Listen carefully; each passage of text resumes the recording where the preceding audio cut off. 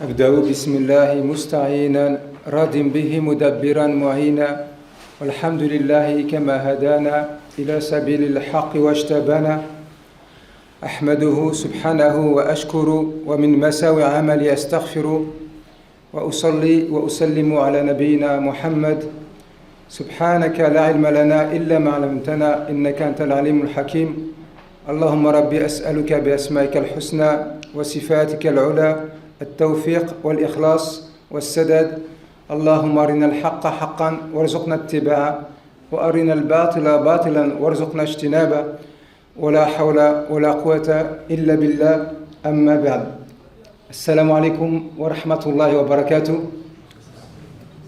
Chers frères, c'est avec plaisir que je suis aujourd'hui parmi vous pour rencontrer mes frères de Creil. Et je demande à Allah le Très-Haut de mettre la baraka, la sincérité dans mes paroles ainsi que dans vos écoutes. Le sujet que je vais traiter, Inch'Allah, aujourd'hui, c'est comment vraiment réussir son Ramadan. Comment vraiment réussir son Ramadan. Si vous méditez sur le titre, il y a comment qui nous montre un processus, comment on fait les choses. Il y a réussir et comment vraiment réussir. C'est pour ça que, avant que vous me prêtiez pendant toute la conférence vos oreilles, je vais vous demander de me prêter vos cœurs, d'ouvrir vos cœurs et de bien écouter. Le sujet est extrêmement important et vous allez le voir. Je vais traiter ce sujet, je vais me présenter dans les grandes lignes et après ma présentation, je vais traiter ce sujet en 4 parties. La première partie, c'est l'importance du Ramadan, dans lequel je vais nous rappeler quelques textes qui nous montrent la grande importance de ce mois. La deuxième partie sera consacrée aux empêchements. Partie très importante. Qu'est-ce qui nous empêche de vraiment réussir Ramadan pour arriver à la piété, pour faire Ramadan comme il se doit. La troisième partie sera consacrée à pourquoi il est important de se fixer des objectifs élevés pour Ramadan. Et je finirai, Inch'Allah, en nous proposant un programme pour nous organiser pendant ce mois-ci. Et je vous donnerai les sagesses de ce programme. Et enfin, vous pourrez poser vos questions et réponses, Inch'Allah. Ce que je vous invite à faire. D'ailleurs, je vais vous inviter aussi, pour que ce soit plus convivial pour vous et pour moi, à des moments à participer. Quant à ma présentation et dans les grandes lignes, je suis votre frère Habib Abou Idriss. Mon métier, je suis coach et formateur. Et ma spécialité, pour faire simple, j'aide les gens à atteindre leurs objectifs. J'aide les gens dans leur vie à atteindre leurs objectifs. Que ce soit des particuliers, que ce soit des responsables associatifs, que ce soit des chefs d'entreprise, que ce soit des mariés, célibataires ou divorcés, puisque je travaille aussi sur les questions du mariage, ou que ce soit des sportifs professionnels de haut niveau avec lesquels je travaille aussi. Alors quand on parle d'objectifs et qu'on parle de toutes ces catégories, vous pourriez me dire, c'est quoi le rapport par exemple entre un sportif professionnel et une personne qui est mariée? C'est quoi le rapport entre une personne qui est mariée et un chef d'entreprise? Dans toutes les catégories que je viens de vous citer, il y a certes des choses qui sont spécifiques, mais il y a aussi des choses qui sont communes. Quand on parle d'objectifs et quand on parle d'être humain, il faut savoir que l'être humain, quand il a besoin d'atteindre ses objectifs, en général, il a besoin de 3 grands piliers qui sont mes spécialités. La première, c'est qu'il a besoin de se connaître pour mieux se gérer. Je vous donne un exemple concret. Si vous êtes trop émotif, si je vous dis de parler ici, même si vous maîtrisez le sujet, vous n'allez pas pouvoir parler. Donc ici, le fait que vous connaissiez, c'est important, ça vous permet de savoir que vous êtes émotif et comment gérer vos émotions. Le deuxième pilier dont on a besoin dans la vie, c'est se fixer des objectifs. La plupart d'entre nous, quand on parle d'objectifs, c'est un peu compliqué puisqu'il y a beaucoup d'entre nous qui n'ont pas d'objectifs dans la vie. Mais par exemple, quand tu veux chercher un travail, ça devient un objectif. Et là, tu as un vrai objectif.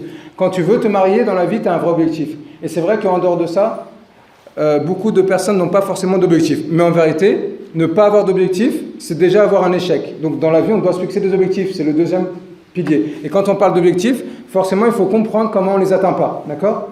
Et la troisième chose, c'est que si vous vous connaissez bien et que vous arrivez à connaître les autres et que vous avez des objectifs clairs et que vous savez ce qui vous empêche de les atteindre, il vous faudra le troisième pilier, c'est quoi ? C'est maîtriser l'art de la communication. Pourquoi ? Parce que les gens ne vont jamais venir ni dans votre tête, ni dans votre cœur. Donc les gens, ils n'ont accès à vous qu'à travers votre communication. D'accord ?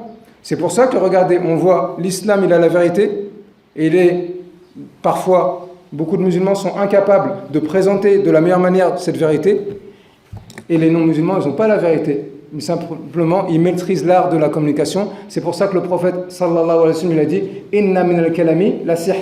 Dans une autre version « Inna min al-bayani la sihr ». Il a dit, certes, dans la parole, il y a certaines paroles qui sont comme de la sorcellerie.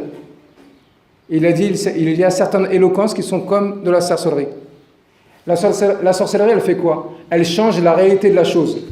Quelqu'un qui n'est pas amoureux, tu lui fais la sorcellerie, il va tomber amoureux. Quelqu'un qui aime sa femme, tu lui fais de la sorcellerie, il ne va plus l'aimer. Donc la sorcellerie, elle change la réalité de la chose. De même, celui qui maîtrise l'art de la communication, mais qui est dans le faux, il peut changer la réalité des choses de telle sorte à ce que son faux à lui, il va devenir vrai.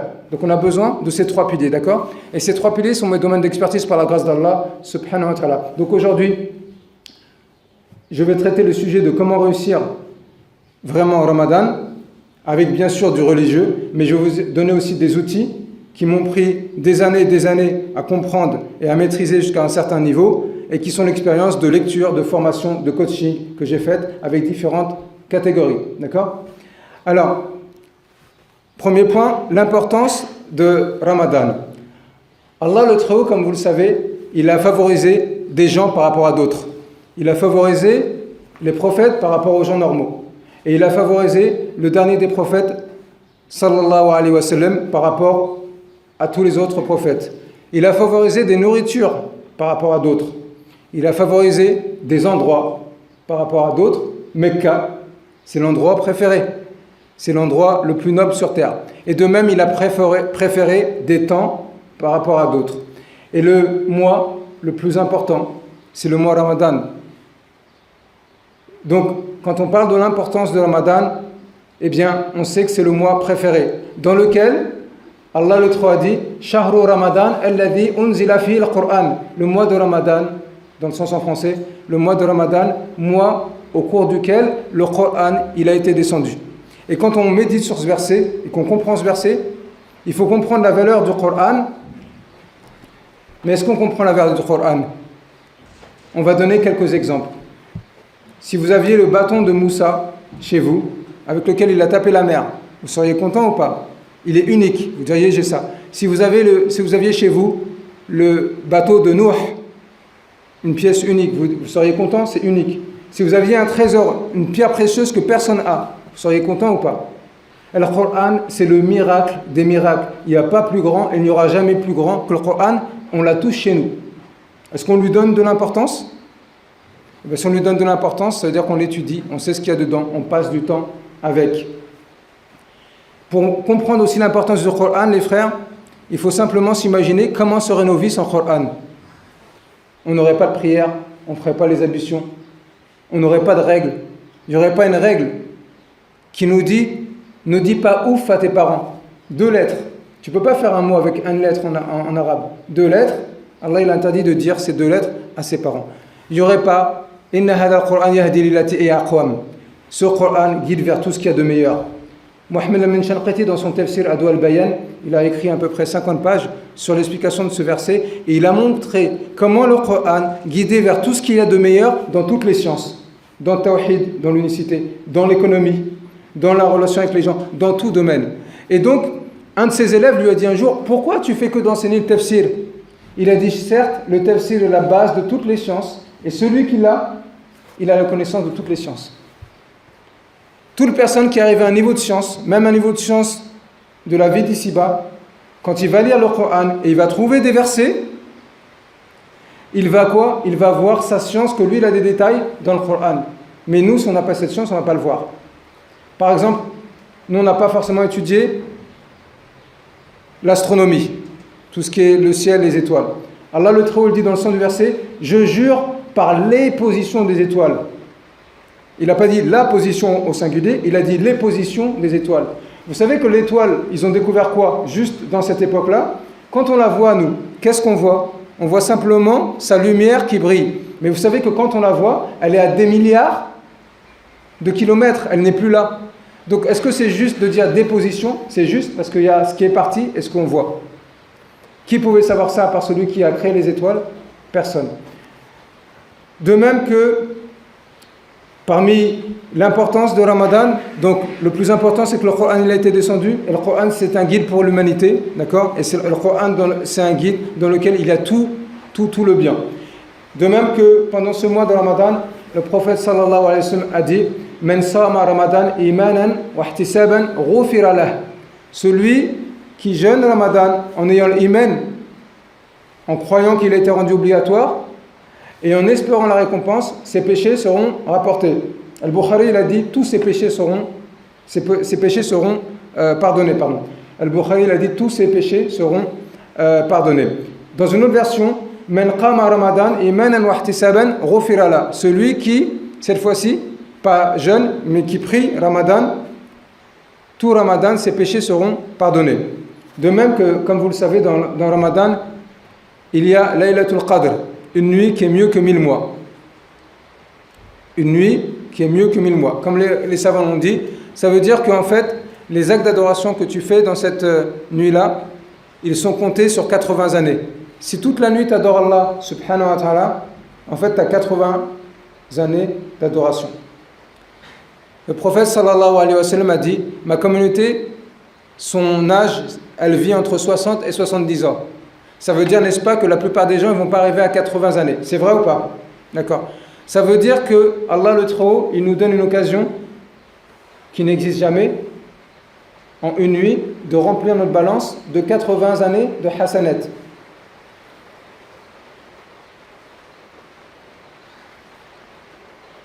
Si on donne un exemple, si vous avez un patron qui vous dit, tu travailles une nuit, tu travailles 10 nuits, il va dire, tu travailles un mois, et je te mets des conditions. Tu ne parles pas aux gens, tu prends que des pauses pour aller aux toilettes, et pour faire ta prière, et le reste du temps, tu dors au travail. Et il dit, mais si tu remplis toutes ces conditions, et moi je vais mettre des caméras pour te surveiller, si tu remplis toutes ces conditions pour le mois, tu auras 10 mois de salaire. Et il vous dit non, tu auras 20 mois de salaire, 20 000 euros. Il vous dit non, tu auras 50 mois de salaire, 50 000 euros. J'arrête à 50 000 euros. Est-ce que si vous, à partir du moment où vous croyez que le patron il est véridique, il vous dit la vérité, et vous avez compris qu'un mois de travail égale 50 000 euros, et il vous donne des choses qui sont des conditions simples à faire, tu ne parles pas aux gens, tu fais juste ton travail, tu prends des pauses pour ta prière et manger, et tu dors sur place tes 8 heures. Mais le reste du temps, tu es au travail. Donc en fait, tu vas juste te reposer, et le reste du temps, tu vas travailler. Je veux qu'on vive ça maintenant. Je ne vous dis pas vous, je vous dis nous. Est-ce qu'il y en a un d'entre nous qui va mal faire le travail? Aucun. Et moi, je suis sûr et certain, aucun. Ni moi, ni vous. Et si maintenant quelqu'un vient vous parler, et il vous parle d'autre chose que le travail, peut-être tu vas faire preuve d'imagination, tu vas faire preuve de créativité. À l'avance, tu vas préparer une pancarte et tu vas dire je ne parle à personne pendant ce mois-là et tu vas la laisser sur le bureau. Et même si ton meilleur ami vient te voir, ou tes parents, ou n'importe qui, ou tu vas prévenir les gens avant, tu vas t'organiser. Pourquoi? Donc tu vas t'organiser avant et pendant tu vas réussir l'examen. Pourquoi? Tout simplement parce qu'on a donné de la valeur à la chose. On a donné de la valeur à la chose. Donc Ramadan, ce que je veux qu'on retienne sur l'importance de Ramadan, c'est ces trois choses-là. La première, c'est que si on fait bien Ramadan, les péchés sont pardonnés. La deuxième, c'est 80 années d'adoration sur la balance. La troisième, qui est importante aussi, c'est que Ramadan, c'est la meilleure occasion, non seulement pour adorer Allah le Très-Haut, mais pour guérir son cœur et éduquer son âme. Donc Allah le Très-Haut nous a donné les meilleures conditions. Vous avez vu quand je vous ai parlé du travail et je vous ai dit que le patron vous avait donné 50 000 euros? Peut-être aujourd'hui, si tu gagnes que le SMIC, peut-être qu'aujourd'hui tu as des problèmes. Tu viens en retard, tu parles mal, tu prends trop de pauses. Mais si le patron, il te dit je te donne 50 000 euros, tu vas devenir bien droit, il n'y a plus de problème, tu viens avant l'heure, etc., etc. Donc ce n'est pas un manque de capacité que tu as, c'est un manque de volonté. D'accord? Donc la question qu'on doit se poser, c'est comment ça se fait qu'on donne de la valeur à 50 000 euros par exemple et qu'on ne donne pas de la valeur à Ramadan. Moi j'ai voulu par l'importance de Ramadan nous rappeler l'importance de ce mois parce que rappelle car le rappel profite aux croyants. Mais en vérité les textes vous les connaissez, n'est-ce pas? Si vous avez fait 5 Ramadan, vous les avez entendus 5 fois. Si vous avez fait 10 Ramadan, vous les avez entendus 10 fois. Et l'importance de Ramadan, on le connaît par les textes qui sont révélés et on le connaît même envers nous-mêmes, ce qu'il y a dans notre âme. Si on revient une semaine en arrière, il y a une semaine on ne jeûnait pas. Est-ce que vous avez remarqué que dès qu'on est rentré dans le Ramadan, il y a des choses qui se sont passées dans notre âme et dans notre cœur et en fait, on n'est plus pareil. C'est-à-dire si tu regardais, si tu baissais pas les yeux, maintenant, Allah il a mis une honte dans ton âme, dans ton cœur et tu baisses les yeux. Vous pourriez me dire c'est le jeûne, je vais vous dire oui et non. Pourquoi oui et non? Parce que quand tu jeûnes en dehors de Ramadan, c'est pas le même jeûne que pendant Ramadan. Donc Allah le Très-Haut, il nous a mis des conditions pendant Ramadan, quand on parle de l'adoration, qui ne sont présentes dans aucun autre mois. La possibilité de faire pardonner les péchés, 80 années d'adoration et l'entraînement pour pouvoir purifier son âme et pouvoir guérir son cœur. Le verset de base, Ya ayyuhalladhina amanu kutiba alaykumus siyamu kama kutiba ala alladhina min qablikum la'allakum tattaqun ayyaman ma'dudat. Oh vous qui avez l'iman, oh vous qui croyez. Ibn Mas'ud dit, quand tu entends que Allah t'appelle par la foi, sache que ce qu'il va t'ordonner, c'est soit un bien pour toi, fais-le, soit un mal et ne le fais pas. Donc, oh vous qui avez l'iman, vous croyez en Allah, vous croyez en ses noms et attributs, vous croyez qu'il est sage, vous croyez qu'il est miséricordieux, vous croyez qu'il est savant, vous croyez qu'il est généreux, n'est-ce pas? On croit, alhamdulillah. Et vous croyez qu'il nous ordonne des choses pour notre bien. As-Siyam le jeûne de Ramadan vous est rendu obligatoire, comme il a été à ceux d'avant vous. Toutes les communautés ont jeûné, et on verra pourquoi, parce qu'il y a des spécificités dans le jeûne qui sont présentes chez personne. Afin que vous deveniez pieux. Un nombre de jours déterminé, 29 ou 30. Si on médite sur le verset, n'est-ce pas que celui qui fait bien Ramadan, la'allakum tattaqun, peut-être que vous allez devenir des pieux. Donc le jeûne vous a été prescrit, afin, si vous le faites bien, vous allez devenir des pieux. Ça veut dire que si on fait bien le jeûne, on va devenir des pieux, même si on n'était pas des pieux au début, à partir du moment où on remplit les conditions, n'est-ce pas ou pas? Un nombre de jours déterminé, 29 ou 30. Ça m'amène au deuxième point, les empêchements. La question que je nous pose, pourquoi dans ce cas-là, on connaît la grandeur de Ramadan, on sait qu'on peut être pardonné pour nos péchés, on sait qu'il n'y a pas meilleure occasion, on sait qu'on peut avoir 80 années d'adoration, pourquoi Ramadan n'a pas changé nos vies? Si vous avez fait 5 Ramadan, c'est les 5 mêmes à peu près. Si vous en avez fait 10, c'est les 10 mêmes à peu près. Donc, je vous pose la question, pourquoi? Qu'est-ce qui nous empêche de bien faire Ramadan? Et là, je vais vous participer, Inch'Allah, un peu.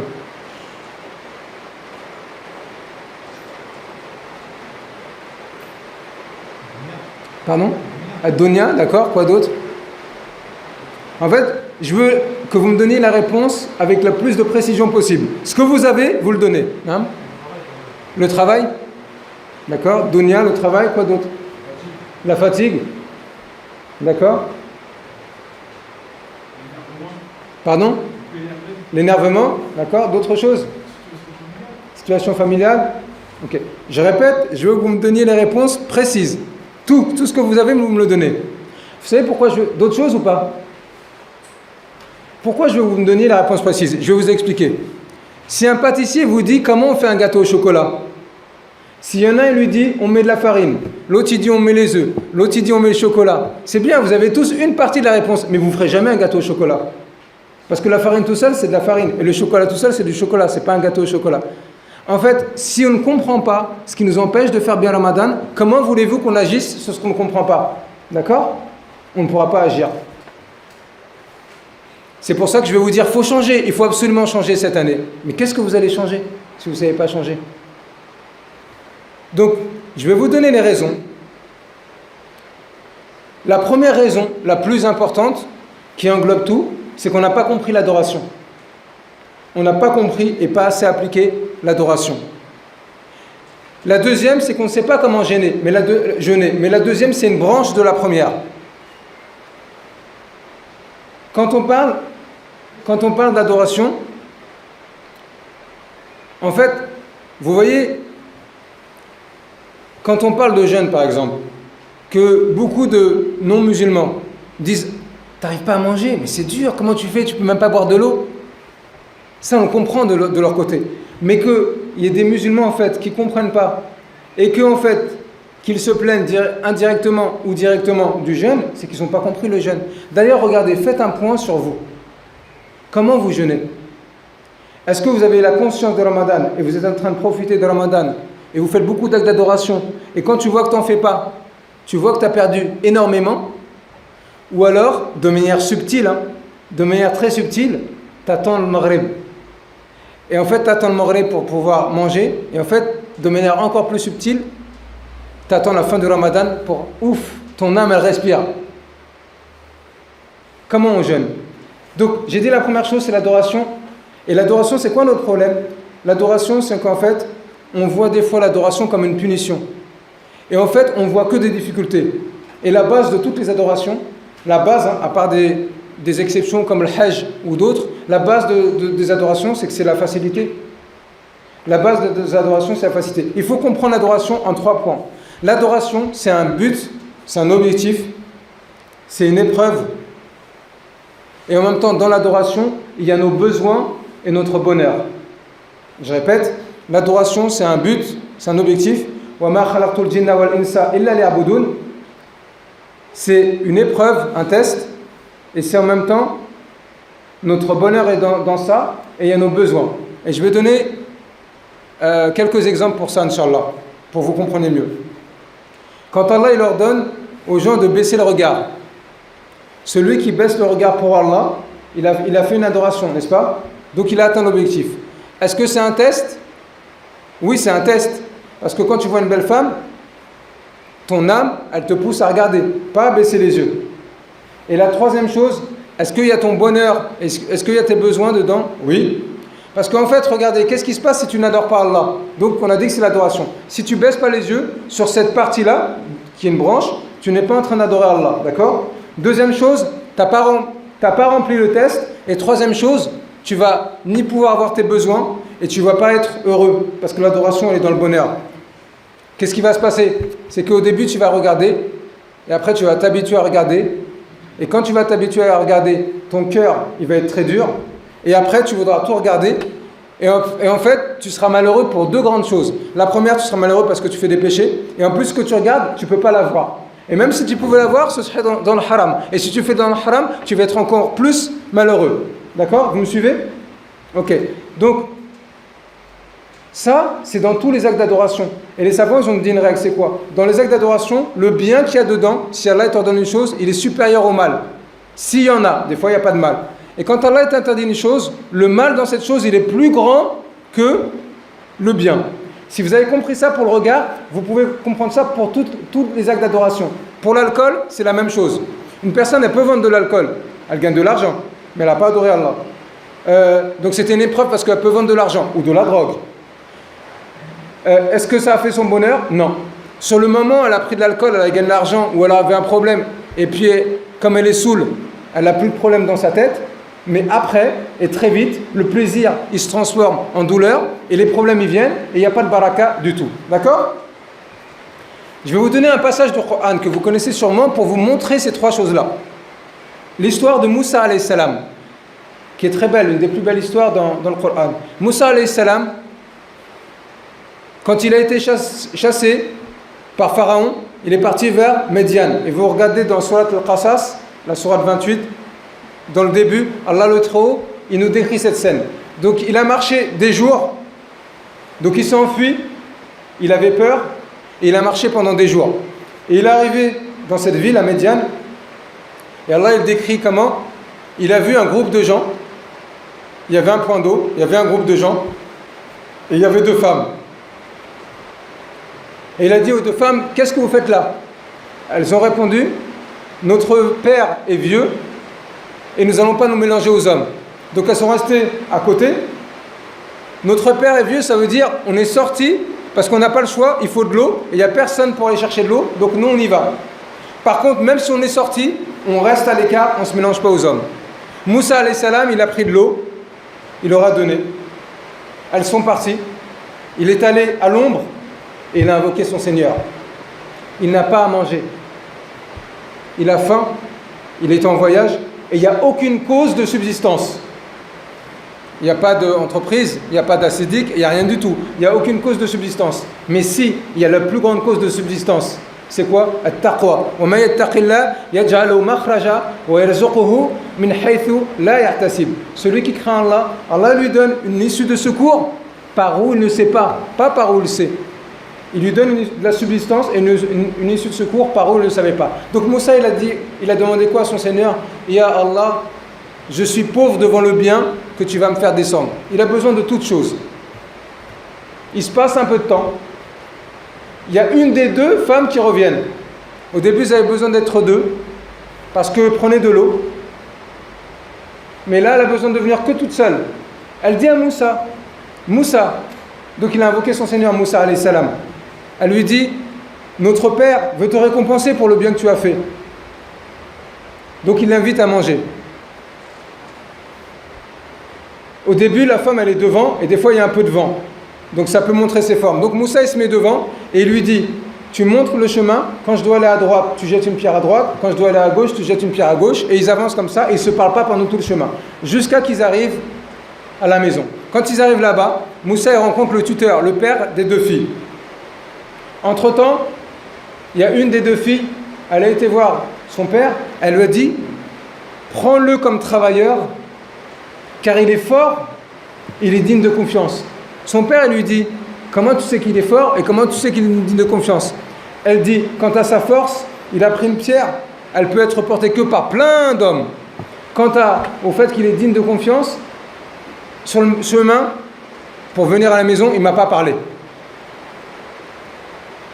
Ça tombe dans un tuteur musulman intelligent. Il va voir Moussa. Il lui dit, Moussa, il lui raconte l'histoire, il lui raconte ce qui s'est passé avec Pharaon, etc. Ça. Il lui dit quoi? Il lui dit, je vais te donner en mariage une de mes deux filles, tu choisis. Il a dit d'accord, ils se sont mis d'accord, il va dire, tu fais 8 années ou 10 années de travail, en échange je te donne une des deux filles. Moussa, il a choisi la plus jeune. Celle au sujet duquel, c'est celle qui est revenue. Et qu'est-ce qu'Allah il a dit à son sujet? Comment il l'a décrite? Et ça, c'est les miracles du Coran, quand vous comprenez l'arabe. Quand vous comprenez l'arabe, le Coran, il te décrit une situation et tu vois les images plus que si tu étais au cinéma. Subhanallah. Et tu entends les choses et tu vis même les émotions plus que si tu étais au cinéma. Subhanallah. Et donc, comment Allah il a décrit cette femme qui est revenue? C'était la jeune que le tuteur a proposé en mariage. Allah il a dit, elle est venue avec une marche pudique. Elle marchait avec pudeur. Donc, Moussa il a épousé cette femme. C'est quoi le rapport entre cette histoire et l'adoration? Et tu nous dis que l'adoration, il y a l'objectif, adorer Allah, il y a les épreuves, et la troisième chose, il y a notre bonheur et nos besoins.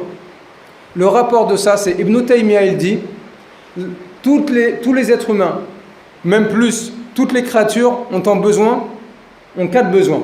La première chose, des choses qu'ils veulent. Ils veulent manger, ils veulent se marier. La deuxième chose, des choses pour avoir ces besoins-là. Pour te marier, il faut aller trouver le tuteur. Pour manger, il faut du travail. Troisième chose, des peurs, des choses qu'ils ne veulent pas. Ils ne veulent pas mourir, ils ne veulent pas tomber malades. Et quatrième chose, des choses qui leur empêchent d'avoir ces peurs-là. Quand tu ne veux pas être malade, tu vas chez le médecin. Quand tu es malade, tu vas chez le médecin. Ces 4 choses, je répète, des besoins qu'on a. Première chose. Deuxième chose, des choses qui nous permettent d'avoir ces besoins. Troisième chose, des peurs qu'on a. Quatrième chose, des choses qui nous empêchent d'avoir des peurs. Ces 4 choses-là, Ibn Taymiyyah dit, ces 4 choses-là, elles créent l'adoration. Parce que l'adoration, c'est quoi? C'est un nom général qui englobe tout ce qu'Allah aime et agrée comme paroles et actes intérieurs et extérieurs. Et l'adoration, on peut définir ça aussi par 2 piliers. L'adoration, c'est l'extrême amour et l'extrême soumission, l'extrême humilité. Pourquoi quand quelqu'un n'aime pas son patron et que son patron il vient, il se lève et il lui serre la main, il lui dit des mots alors que dans sa tête il a envie de l'insulter peut-être. D'accord ? Pourquoi il fait ça ? Parce qu'en fait, il adore son patron d'une manière subtile. Parce qu'en fait, il croit que son patron, il lui donne de l'argent. Et l'islam, il est venu libérer les créatures de l'adoration des créatures vers l'adoration de le Créateur.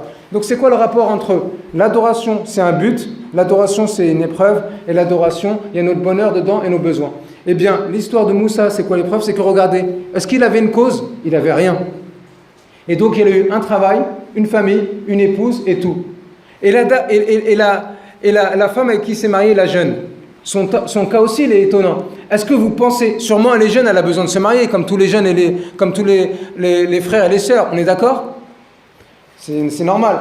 Mais est-ce que c'est obligé que c'était une pieuse et qu'elle pensait du bien sur son Seigneur ? Mais est-ce qu'elle pensait qu'elle allait avoir le meilleur homme de cette époque ? Elle pensait du bien, mais sûrement pas qu'elle allait voir le meilleur homme de cette époque. Elle est venue avec la plus grande cause, taqwa. Elle a craint son Seigneur et son Seigneur, il lui a donné. Donc ici, je suis en train de parler des empêchements, les frères. Le premier empêchement, c'est qu'on n'a pas compris l'adoration. Donc on voit à chaque fois ça comme des punitions. Et donc en fait, on ne fait pas les causes dans nos vies, que ce soit pour apprendre la science, ou que ce soit pour éduquer nos âmes, ou que ce soit pour combattre nos passions. Résultat, on ne goûte pas, ou très peu, les effets de l'adoration. Donc on reste qu'avec des problèmes. Vous comprenez ? Deuxième empêchement, deuxième grand empêchement maintenant, c'est Siyam. On n'a pas compris comment fonctionne Siyam. Quand on parle des gens, les gens, ils ont compris quoi ? Ils ont compris que tu ne manges pas et que tu ne bois pas. En gros, ça, c'est des moyens. La Siyam, comme l'ont dit certains, il y a 3 types de jeûneurs. Il y a la masse, qu'est-ce qu'ils font ? Ils ne mangent pas et ils ne boivent pas. Deuxième degré, il y a l'élite. Qu'est-ce qu'ils font ? Ils préservent tous leurs sens des péchés. Dans le Coran, regardez, Maryam alayhi salam, elle a dit quoi ? Inni nadartu li rahmani sawma falan ukallima al-yawma insiya. Dans le sens en français, j'ai fait un vœu à Allah que j'allais jeûner, j'allais faire siyam, et aujourd'hui donc je ne parlerai à personne. Les enfants d'Israël, ils voyaient que celui qui jeûnait bien, c'est celui qui protège sa langue et ses sens. Le prophète sallallahu alayhi wa sallam dit dans le sens du hadith, celui qui n'est pas prêt de délaisser les propos injurieux et les paroles mensongères, Allah n'a pas besoin de son jeûne. Et en fait, ça veut dire que si tu ne maîtrises pas tes sens, ton jeûne, il va être limité. Troisième type de jeûneur, l'élite de l'élite, qu'est-ce qu'ils font ? Leur cœur, il est toujours attaché à Allah. Et ça, c'est un niveau et c'est très difficile. Maintenant, le premier type de jeûneur, juste ils arrêtent de manger, de boire. Le jeûne, il a peu ou pas d'effet sur eux. Et donc, la'allakum tattaqun, pour que vous soyez pieux, il ne se concrétise pas. En fait, il faut comprendre que Allah le Très-Haut, il connaît l'être humain et il lui a ordonné de l'adorer, mais en même temps, il nous a donné les moyens pour bien l'adorer. Et le Ramadan, al-Siyam, en arabe, c'est al-Imsak, le fait de retenir une chose. Et en fait, ce n'est pas juste de retenir de boire ou de manger, mais il faut retenir aussi ses sens. Donc, tant qu'on ne comprend pas ça, le jeûne, il ne peut pas avoir les effets sur notre personne. Donc on a dit Allah subhanahu wa ta'ala, il nous connaît, il nous a créé. L'être humain est composé de 4 principales choses. Une psychologie, un cœur, une âme et un corps. D'accord ? Ça fait 4 choses. Et avec ces 4 choses, tu peux adorer Allah le Très-Haut. Maintenant, regardez, qu'est-ce qui se passe pendant le Ramadan ? Le corps, il est créé, il sort de la terre, il mange de la terre et il retourne sous terre. Là, les frères, si quelqu'un il doit faire 2 unités de prière en plus, vous allez les faire facilement avec force. C'est vrai ou pas ? Ou alors, si je parle plus correctement, plus précisément, vous allez faire beaucoup plus facilement que quand ? Est-ce que il y en a un de vous, c'est obligé qu'il y en a un de vous depuis le début, il a trop mangé après le Maghreb, c'est obligé. D'accord. Quand vous mangez trop, vous remarquez que votre état, il change tout de suite. Là, si je vous dis, lisez 2 pages de Coran, tu vas les lire. Là, si je te dis, fais 2 unités de prière, tu vas les faire. L'âme, là, elle est légère, elle monte. Le corps, il est lourd, il va vers la terre. C'est un combat entre l'âme et le corps. Et le jeûne, qu'est-ce qu'il fait ? C'est quoi la sagesse de le jeûne ? C'est qu'il permet à l'âme de monter et il permet au corps de se détacher de la terre. Et donc, il permet à l'être humain de goûter à la piété, à taqwa. Il permet de goûter aux actes d'adoration. Quel est notre problème ? Notre problème, c'est qu'on annule le soir ce qu'on fait dans la journée. Donc on a deux gros problèmes. On parle d'empêchement, on ne sait pas comment fonctionne le siyam. Donc maintenant on a vu que le siyam, ça sert à quoi si on veut bien jeûner, ça sert à préserver les sens, la vue, l'ouïe, la parole. Parce qu'à chaque fois qu'on va faire des péchés avec notre vue, notre ouïe, notre parole, ça enlève de la crainte. On n'arrive pas à la'allakum tattaqoun. D'accord? Est-ce que vous remarquez, je continue dans l'exemple, là vous remarquez que quand on jeûne, on fait attention. S'il y a quelqu'un qui parle sur un autre, on dit attention, tu jeûnes. On fait attention à nos paroles, on fait attention à notre jeu. Quand on coupe le jeûne, on ne fait plus attention à rien. Même la journée, on ne rigole pas trop. Après le soir, on commence à rigoler, on se lâche et tout ça. Donc les frères, si la moitié de la journée, on réussit, et l'autre moitié, on annule, ça ne va pas. Je vous ai dit que j'accompagne les sportifs professionnels. Est-ce que vous croyez que quand j'accompagne les sportifs professionnels de haut niveau, moi je les accompagne mentalement? Mais est-ce que vous croyez que eux, ils font quoi? Ils vont à la musculation, ils font des pompes, ils courent, et après quand on rentre chez lui, il prend du poison pour ses muscles? Il ne fait pas ça. Il va pas, sinon, s'il fait ça, il annule ce qu'il fait. Donc en fait, il y a deux choses. C'est quoi? C'est l'essence à préserver et la nourriture. Et quand on mange mal, et quand on ne sait pas manger, on annule tous les effets de Ramadan. Tout à l'heure, je vous ai dit 50 000 euros. Et on sait que la Laylatul Qadr, elle fait 80 années. Et ce qu'il faut comprendre, c'est que si on a trop mangé, on n'est plus dans un état. C'est plus une question de volonté. Si je mets du poison dans tes muscles, et que je te donne à porter, tu ne peux plus porter 80 kilos. Et si tu peux porter 80 kilos en t'entraînant bien, c'est que tes muscles ils sont nourris. Donc même si je te dis, je te donne 50 000 euros et tu portes 80 kilos, si tu donnes du poison à tes muscles, eh ben, tu ne pourras pas porter. Ce n'est pas une question que de volonté, c'est une question aussi de capacité. Donc quand on mange trop, on n'a plus la capacité d'adorer Allah. Donc, la'allakum tattaqoun, il n'est pas là, il ne se fait pas 29 ou 30 jours. D'accord? Donc, c'est un pilier pour réussir à Ramadan de manger comme il faut, c'est-à-dire de ne pas manger beaucoup et de faire attention à ce que vous mangez. C'est les deux piliers pour la nourriture. Regardez ce Sahaba, il disait quoi? Nous sommes un peuple, nous mangeons simplement quand nous avons faim et nous arrêtons de manger avant d'avoir plus faim. Allah le Très-Haut, quand il a créé l'univers, Ibn Mas'ud dit quoi? Allah a regardé dans le cœur de toutes les créatures et il a vu que le meilleur des cœurs était Mohammed sallallahu alayhi wa sallam. Il l'a choisi pour le dernier des prophètes. Et après il a regardé que le meilleur des cœurs était Sahaba. Il les a choisis pour accompagner le prophète sallallahu alayhi wa sallam. Et en fait, Allah le Très-Haut, il a mis toutes les meilleures conditions. Celui qui médite dessus, il saura, et qu'il n'y a pas d'hasard, pour que cette religion elle soit forte au début de l'islam. Dans le désert, avec la langue arabe pure. Donc ils n'ont pas besoin d'apprendre l'arabe. Ils n'ont pas besoin d'apprendre la science du hadith. Ils ont le prophète sallallahu alayhi wa sallam devant eux. Ils n'ont pas été colonisés par les autres puisqu'ils sont en désert tout seuls. Et de même que les Arabes, ils avaient faim. Ils n'avaient pas l'habitude de manger beaucoup. Donc nous maintenant, on revient à la nourriture et aux passions. Nous on fait quoi? On mange quand on n'a pas faim et on continue de manger même quand on n'a plus faim. Nous on a été élevés comme ça. C'est vrai ou pas? On a été élevés comme ça. Donc la nourriture, il ne faut pas manger beaucoup. Et la deuxième chose, il faut même savoir quoi manger. Vous savez que quand vous mangez du pain ou de la viande, la digestion, votre estomac, il met 5 heures, 6 heures, 7 heures pour digérer. En fait, le cerveau, il est occupé à digérer et vous n'avez plus de force parce que vous n'avez plus d'énergie. Parce que l'énergie, elle est prise par la consommation. Donc sans entrer dans des grands détails, mais pour vous donner une chose simple, qu'est-ce qu'il faut faire? Il faut manger pas beaucoup. Il faut manger des fruits et des légumes. Et des fois, si vous voulez manger un peu de viande, choses comme ça, il ne faut pas. Quand tu sens que ton estomac est rempli, c'est fini, il faut arrêter avant. Le prophète sallallahu alayhi wa sallam a dit, le fils d'Adam, dans le sens de sa parole, n'a pas rempli un récipient pire que son estomac. Pourtant, il lui suffirait, le prophète a dit, il lui suffirait de peu. Et même, vous voyez, quand on rompt le jeûne, quand on prend quelques dates, et un peu d'eau ou un peu de lait, ça y est, on se sent bien. Mais nous, on rajoute. Et après, le combat, il commence avec la nourriture.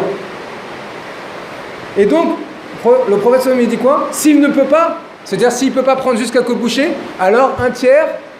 C'est-à-dire un tiers pour la nourriture, un tiers pour l'eau et un tiers pour respirer. Pourquoi on ne peut plus respirer, les frères?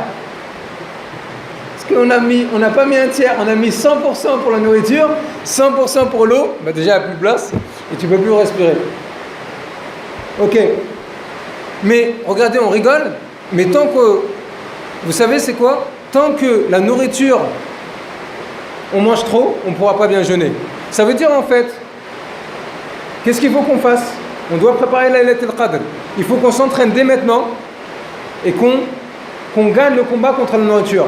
Je vous dis quel type de problème vous avez à avoir avec la nourriture dans les grandes lignes. Vous allez croire que vous avez faim. C'est une fausse croyance.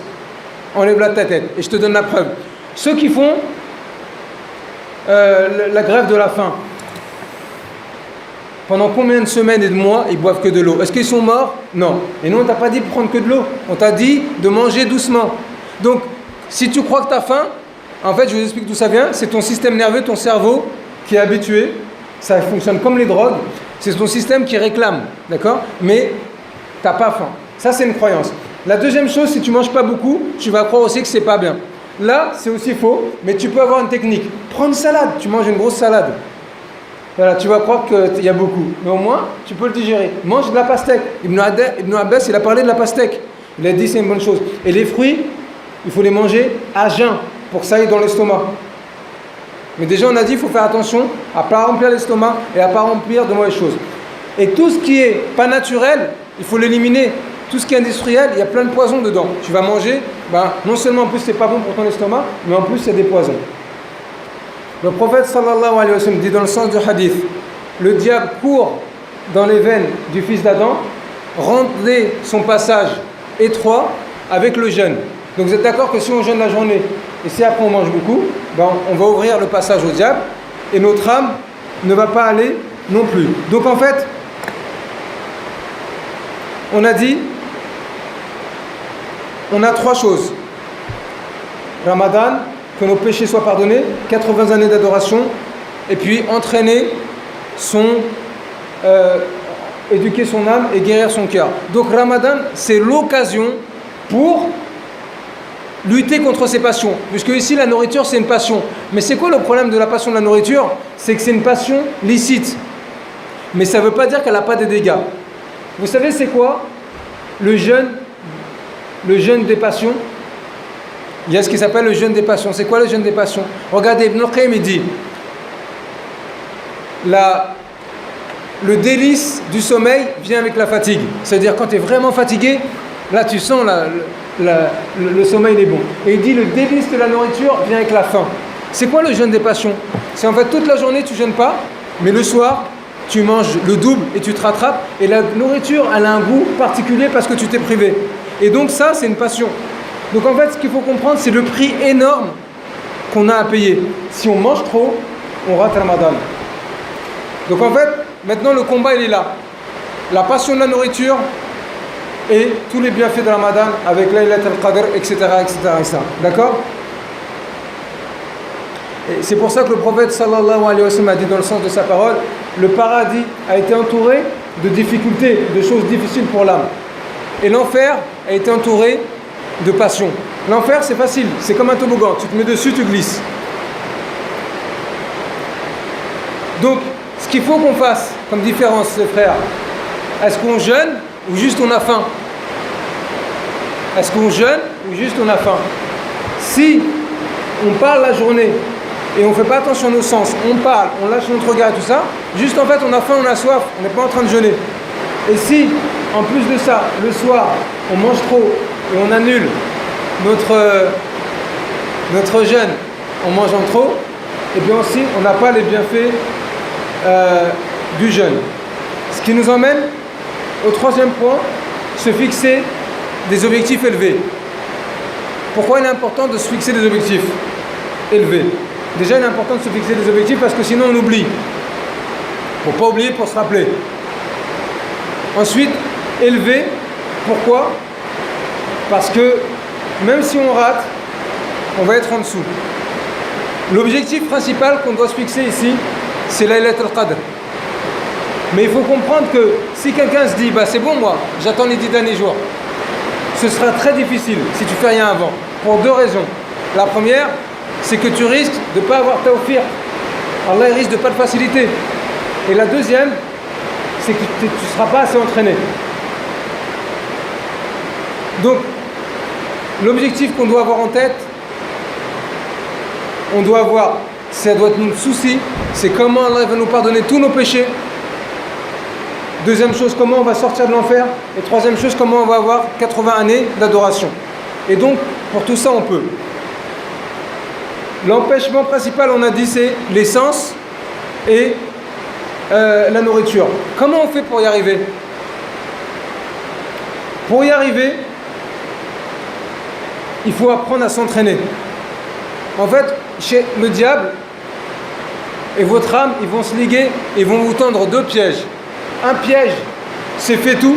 Par exemple, tout à l'heure, il va dire ok, tu manges qu'une banane. C'est bon, une banane, tu vas te sentir bien, tu bois de l'eau. Mais si tu as l'habitude de trop manger, c'est pas bon. Demain, peut-être, tu vas tomber dans les pommes. Et demain, si tu tombes dans les pommes, ben demain, tu vas revenir à tes anciennes habitudes, tu vas dire, bah non, ça marche pas. Donc, le premier piège, il va te pousser à en faire trop.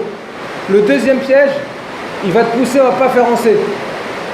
Ça veut dire, toi, tu vas essayer. Tu vas, non, j'y arriverai jamais. Allez, c'est pas grave. Je mangeais 500 grammes de pâtes, maintenant, je mange 1 kilo. Allez, je laisse. J'ai perdu, et ben je mange, je me laisse aller. Ces deux pièges-là, le diable, il va nous les tendre, d'accord?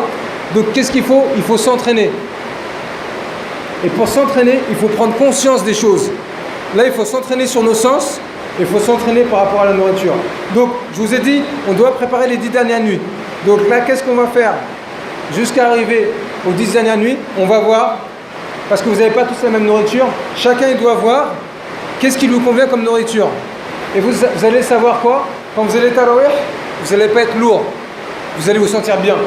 Quand vous allez dormir bien, vous n'allez pas avoir besoin de dormir beaucoup. Donc, il faut passer des tests avec ce qui vous convient, d'accord? Ensuite, au moment où il y a le combat, avec la nourriture, il faut que vous preniez conscience de vos pensées et il faut qu'en fait c'est inconscient. D'un côté, il y a la nourriture et l'instant présent avec la passion, et de l'autre côté, il y a ce que tu sais que tu vas perdre, et il y a Ramadan et l'éducation de l'âme, et il y a les lettres al-Qadr, d'accord? Et ça, c'est un combat. Comment il se fait ce combat? Il se fait en faisant le bon choix. Comment le bon choix il se fait? Vous pouvez le faire avec deux grandes choses, la science et la patience.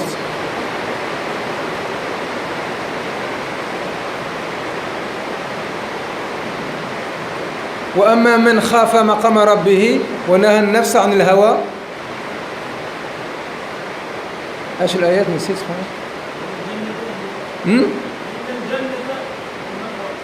فإن الجنة المأوى. Celui qui aura peur de comparaître devant son Seigneur et qui combattra son âme, le paradis sera sa récompense. Je vous ai dit, entraînement, petit à petit. Deuxième chose, de la science, donc se faire du rappel à chaque fois sur ce qui est important sur Ramadan. Et troisième chose, la patience. Et la patience aussi, elle s'entraîne. Regardez comment la science et la patience, les deux sont liés. Dans l'histoire de Moussa avec le Khidr, Moussa, il a dit, c'est moi le plus... Quelqu'un lui a dit, qui est le plus savant? Il a dit, c'est moi. Et il a pas rendu la science à Allah. Il a pas dit, Wallahu a'lam. Allah, il lui a révélé, il a dit, il y a un homme qui est plus savant sur toi sur certaines choses. Va le voir. Moussa, il a voyagé. Il a pris du temps, de l'énergie et tout ça. Et il a été voir Al-Khidr. Dès qu'il l'a vu, il a eu un bon comportement. Il lui a dit, هل أتبعك على أن تعلمني مما قال هل أتبعك على أن تعلمني مما علمت رشدا قال إنك لن تستطيع معي صبرا. Il lui a dit, est-ce que je peux t'accompagner? Comme ça, tu m'apprends de ce que Allah le Très-Haut t'a appris. Il lui a dit quoi directement Al-Khidr? Il a dit, tu ne vas pas patienter. Ensuite, il lui a donné la cause. Il lui a dit, وَكَيْفَ تَصْبِرُ عَلَى مَا لَمْ تُحِبْ بِهِ خُبَرًا. Il lui a dit, comment vas-tu patienter de son dont tu n'as pas science? Tu n'as pas de science sur ces choses-là, tu ne pourras pas patienter. D'accord? Donc, et c'est parce que Moussa, ce qu'il a vu, ce n'était pas en conformité avec sa législation. Donc regardez comment la science et la patience sont deux choses liées. Tout à l'heure, pour le patron, pourquoi vous avez patienté ou vous étiez prêt à patienter pour 50 000 €? Parce qu'en fait, c'est du matériel, mais c'est proche. Et en fait, la science, elle vient et nous montre les choses comme si elles étaient proches. Quand il y a de la science, et de l'iman et de taqwa. Regardez ce qu'Allah le dit. Innahum yarawnahu ba'ida wa narahu qariba. Il parle du jour du jugement dernier. Allah le dit. Et les mécrants le voient loin, ou alors ça n'existe même pas, ou alors ils le voient loin. Wa narahu qariba. Nous le voyons proche. Ici, Ibn Kathir, il dit, nous voyons proche du jour du jugement dernier. Normalement, vous savez, quand c'est Noun quand c'est nous dans le Coran, c'est le nous de majesté. Allah il parle de lui avec le nous de majesté. Mais ici, Ibn Kathir il a dit en commentaire de ce verset, Allah ici dit nous, lui et les croyants. Mais pas n'importe quel type de croyants. Les croyants qui ont une bonne foi. Donc les croyants qui ont une bonne foi, ils voient le jour du jugement dernier comme s'il arrivait maintenant. C'est pour ça qu'ils ont peur de la mort. C'est pour ça qu'ils parlent tout le temps de la mort. Et que la mort pour eux, c'est le début de la résurrection. C'est pour ça que Uthman, quand on lui parlait du paradis, de l'enfer, il pleurait pas. Ensuite, on lui disait, il voyait une tombe et il pleurait. Et sa barbe, elle était mouillée. On lui a dit, on ne comprend pas. On te parle du paradis, de l'enfer, tu ne pleures pas, mais dès que tu vois la tombe, tu pleures. Il a dit, certes, j'ai entendu le prophète sallallahu alayhi wa sallam dire, la tombe est l'une des premières étapes du jour du jugement dernier. Celui qui réussit ça, il réussit tout. Donc en fait, il voyait quoi? Il voyait que tout ça allait arriver de manière proche. Ça veut dire quoi, les frères? En fait, plus on a de la chance et plus on a de la patience et plus on peut réussir à Ramadan. Mais maintenant, nous, on doit regarder l'état qu'on a là. Et on ne sait pas si l'année prochaine, on va faire un autre Ramadan. Donc on doit maintenant se convaincre. Donc comment on organise nos journées? On écoute des doulous de science qui vont nous donner la patience. Là, c'est le niveau de la science. La science, elle va avoir quoi comme effet sur ton cœur? Elle va avoir un rappel. Elle joue sur ton cœur. Elle met de la lumière sur ton cœur. Elle te donne de la volonté pour adorer Allah, le Très-Haut. D'accord? Quant à la patience, c'est s'entraîner. Le fait de t'entraîner, tu vas prendre le dessus sur ton âme. Vous allez croire, Shaitan et votre âme vont vous faire croire que c'est difficile de ne pas manger beaucoup. C'est pas difficile. Il faut s'entraîner. Ça va être très dur le premier jour. Là, le premier jour, c'est très dur. Ça va être dur le deuxième jour. Mais au bout de 2-3 jours, ça va être mieux. Mais la récompense, elle est là. Regardez, subhanallah. Il y a des, comme ils disent, des mannequins, là, des top modèles. Tu lui dis pourquoi ils ne mangent pas. Elle dit, je ne mange pas, comme ça je suis belle. Elle ne mange pas. Elle fait des sacrifices pour son ego, pour atteindre des objectifs dans la vie. Tu trouves des sportifs professionnels, ils ne mangent pas, ils font attention. Pourquoi? Je veux gagner la compétition. Mais ils n'ont pas de foi, ces gens-là. Mais nous, on a un peu de foi, alhamdoulilah. Est-ce que ça ne mérite pas qu'on prive notre ventre, qu'on prive nos sens pour gagner? Après, quand l'Aïd il arrive, on a gagné. Le vrai Aïd, c'est quoi? C'est que tu arrives le jour de l'Aïd et tu as gagné.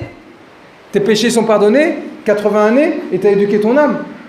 Sinon, combien de fois on fait l'Aïd et tu sens, tu dis, ah, ton âme elle est contente un peu parce que tu vas manger, mais Allah, ça a un mauvais goût.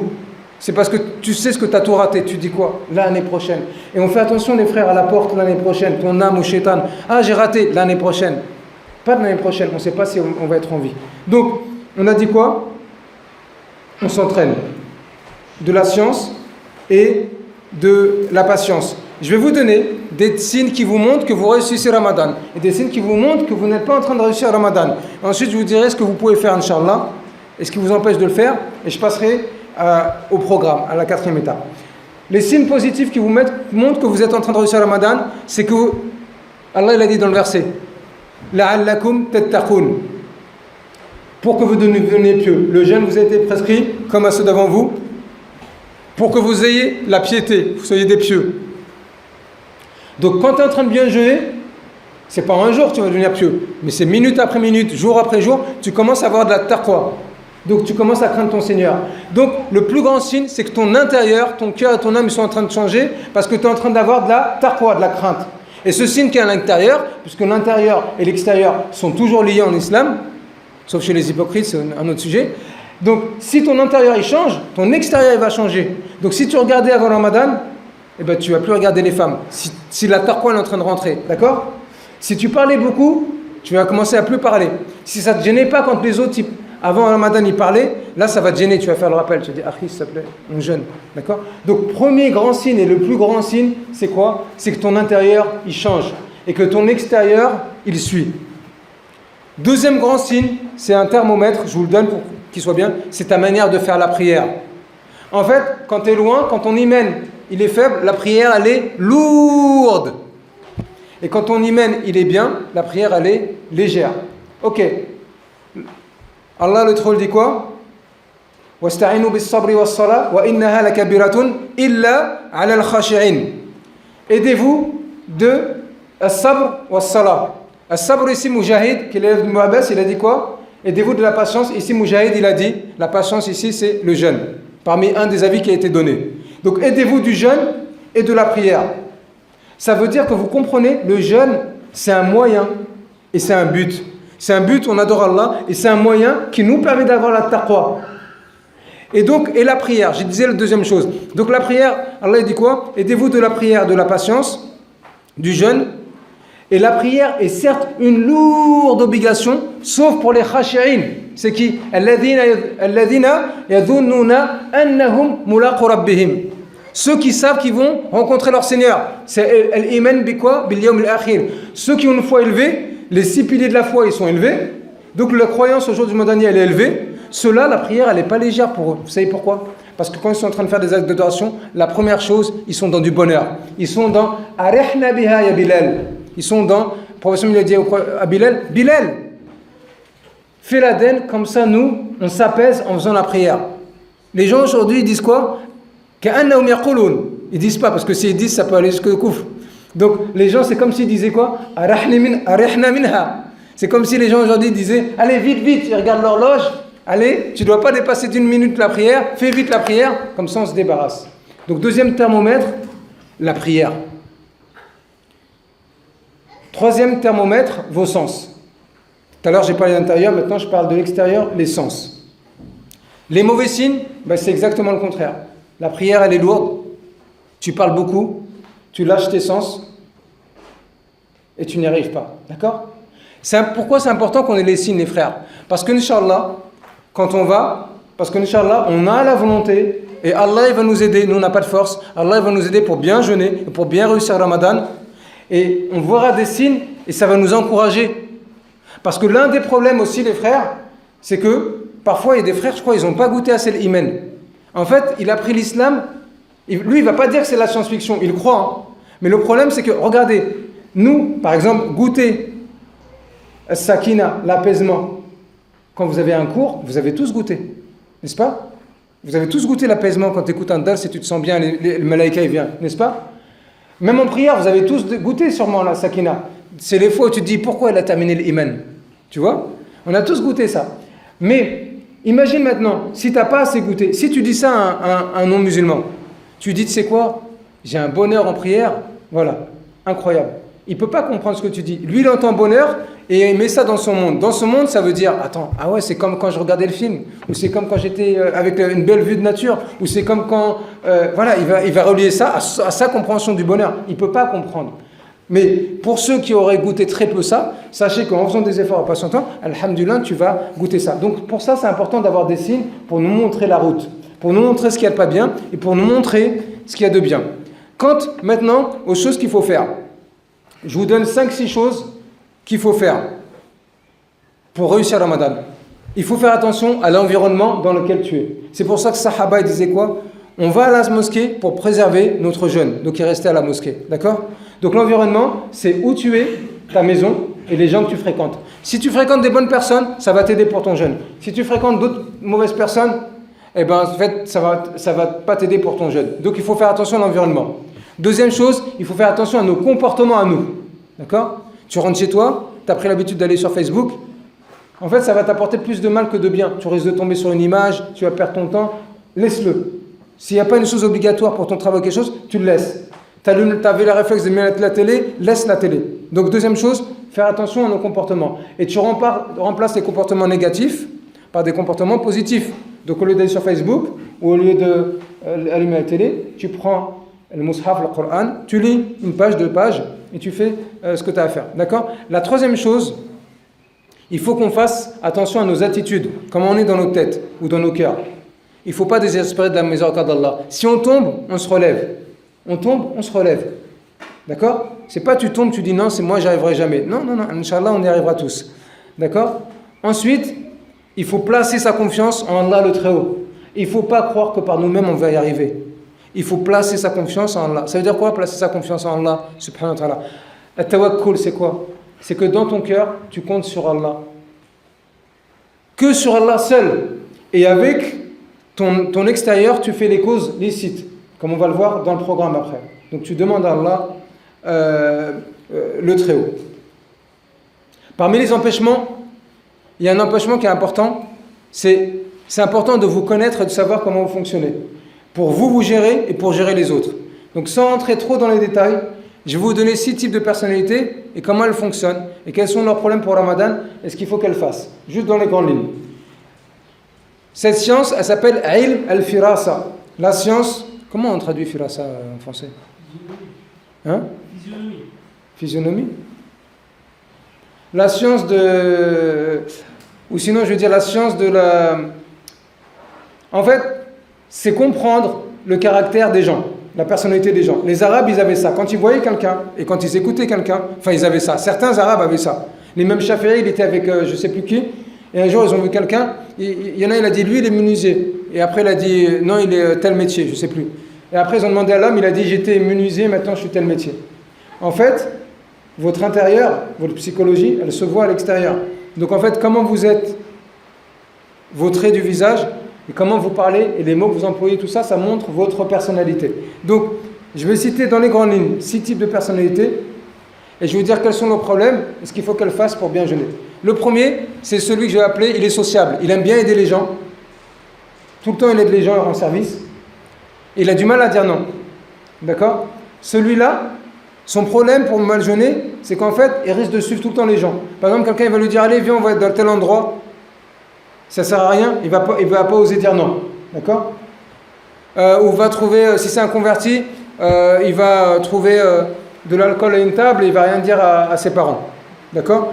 Et il va avoir du mal à faire le rappel aux autres. On dit voilà, il ne faut pas parler sur les autres, il ne faut pas faire la médisance et tout ça. Son point fort, c'est qu'il est sociable, mais son point faible, c'est qu'il a du mal à dire non, il a du mal à gérer les autres. D'accord?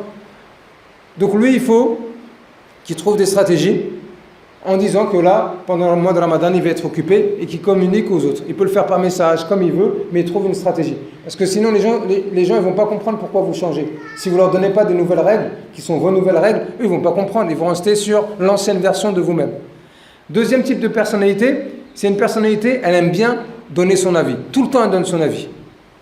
Quand elle regarde la télé, l'autre, il se trompe à la télé, il dit « Mais non, regarde ce qu'il a dit le présentateur, c'est pas vrai. » Et machin, machin. Ou quand elle voit une chose qui est fausse, qui n'est pas juste, au niveau des valeurs, il dit ça c'est faux, ça c'est pas vrai, ça c'est pas juste. Donc son problème à elle, c'est qu'elle aime bien les débats, elle aime bien parler. Elle ne se rend pas compte en général qu'elle aime avoir raison, c'est subtil. Donc son problème à elle, c'est quoi? C'est que forcément elle va avoir du mal à tenir sa langue. Cette personnalité, c'est très facile de la lancer à parler. Tu lui dis tu penses quoi sur? Dès que tu lui dis tu penses quoi sur, ça y est, il va parler. Donc non, s'il dit tu penses quoi sur le foot? On a dit qu'il faut faire attention à jeûner. C'est pas la peine d'aller faire un débat pourquoi je ne sais pas quelle équipe a perdu. Tu es en train de jeûner, d'accord? Donc ici, il faut qu'elle prenne conscience comment elle fonctionne. Troisième type de personnalité, c'est une autre personnalité, elle est très organisée. À chaque fois, il faut tout faire carré. Elle vient en général à l'heure, elle note les choses, d'accord? Et elle aime bien travailler. Elle travaille 12 heures, 14 heures par jour, elle fait que de travailler. Celle-là, son problème, c'est que si elle est en train de travailler, elle a des risques de privilégier le travail par rapport à Ramadan. Donc il faut qu'elle laisse un peu le travail. Il faut qu'elle se serve de ce qu'Allah lui a donné comme organisation pour faire un planning, mais pour Ramadan. Elle va dire voilà, si je lis 40 pages par jour, je finis le Coran 4 fois dans le mois. 40 pages, c'est que 10 pages après chaque prière. Ok, ben je vais faire ça. D'accord? Quatrième type de personnalité, c'est la personnalité qui aime bien plaisanter. Dès qu'elle voit, elle sort toujours des blagues. D'accord? C'est l'intuitif. Cette personnalité, son problème, c'est que justement, elle sort tout le temps des blagues, elle ne fait pas attention. Donc il faut qu'elle tienne sa langue. D'accord? Cinquième type de personnalité, c'est la personnalité, tout le temps elle est dans l'action, elle aime bien bouger, elle aime bien les défis. Son problème à elle, c'est qu'elle risque de se faire avoir par Shaitan. Le Shaitan lui dit c'est bon, je vais mettre tout ce qu'il y a dans le dors et je vais faire plus, et après elle va arrêter. D'accord? Il y a une sixième type de personnalité, mais alhamdoulilah, celle-là, elle n'a pas de problème pour Ramadan, parce que c'est une personnalité qui aime bien rester seule, elle aime bien méditer. Et ça, c'est bien parce que ça va beaucoup avec la méditation, ça va beaucoup avec l'islam. Si vous avez pris conscience de vos personnalités, ça vous permet de vous gérer. Et vous allez devoir gérer des gens. Ça, c'est dans les empêchements. Il faut absolument apprendre à gérer des gens. D'accord?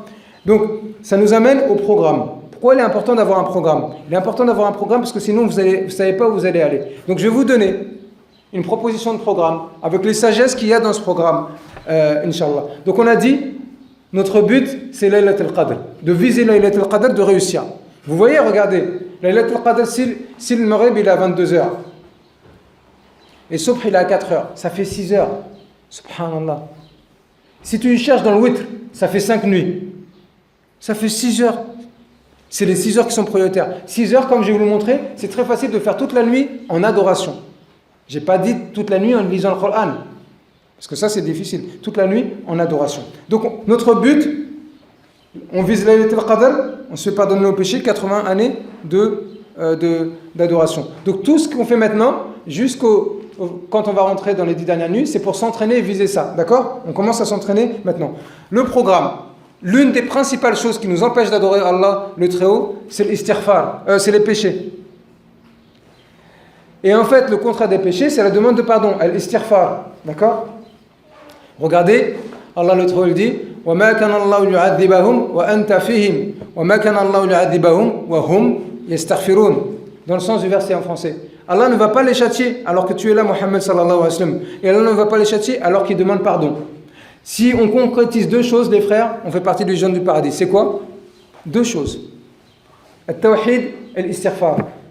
Fa'alam annahu la ilaha illallah wa astaghfir li dhanbik. Sache que nul ne mérite d'être adoré si ce n'est Allah et pardonne pour ton péché. Donc si tu sais que nul ne mérite d'être adoré si ce n'est Allah, tu sais qu'Allah il est grand.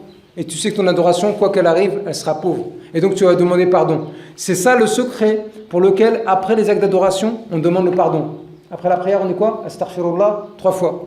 Après le hajj, on fait l'istighfar, etc., etc. Pourquoi? On n'était pas en train de faire des péchés, mais notre adoration, elle ne convient pas à la grandeur d'Allah, le Très-Haut. Donc, istighfar, dans le programme que je vous donne, ça permet d'annuler les péchés qui sont une cause que notre âme et notre cœur, ils sont trop lourds, et qui sont une cause de manque de tawfiq, car Allah ne nous facilite pas assez, d'accord? Donc il faut faire un programme d'istighfar. Regardez. Astaghfirullah, astaghfirullah, astaghfirullah, astaghfirullah, astaghfirullah, astaghfirullah, astaghfirullah, astaghfirullah, astaghfirullah, astaghfirullah.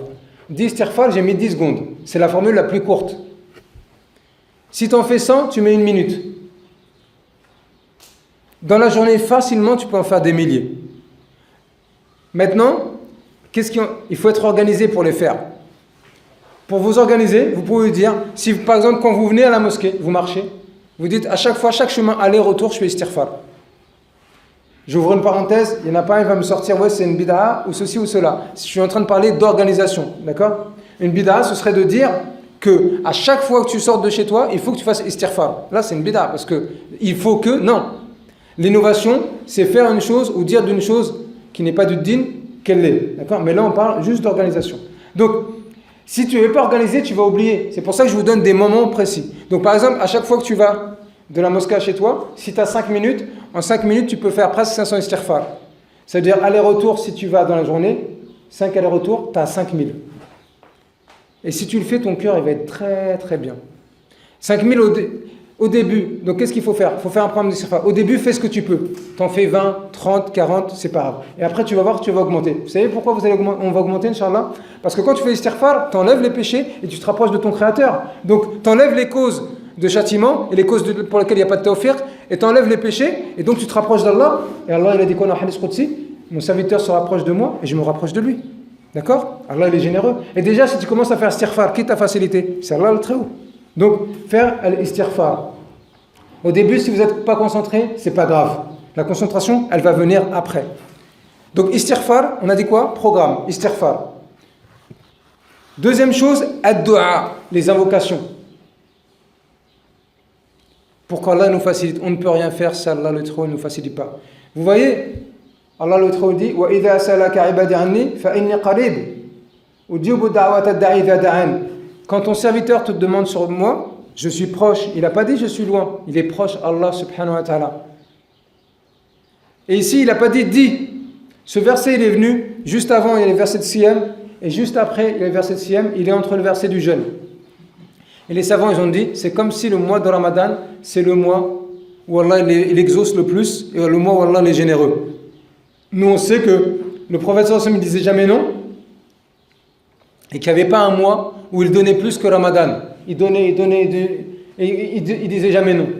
Ça, c'est le prophète sallallahu alayhi wa sallam. Comment il est le maître et le créateur du prophète sallallahu alayhi wa sallam? Donc, il faut faire des invocations.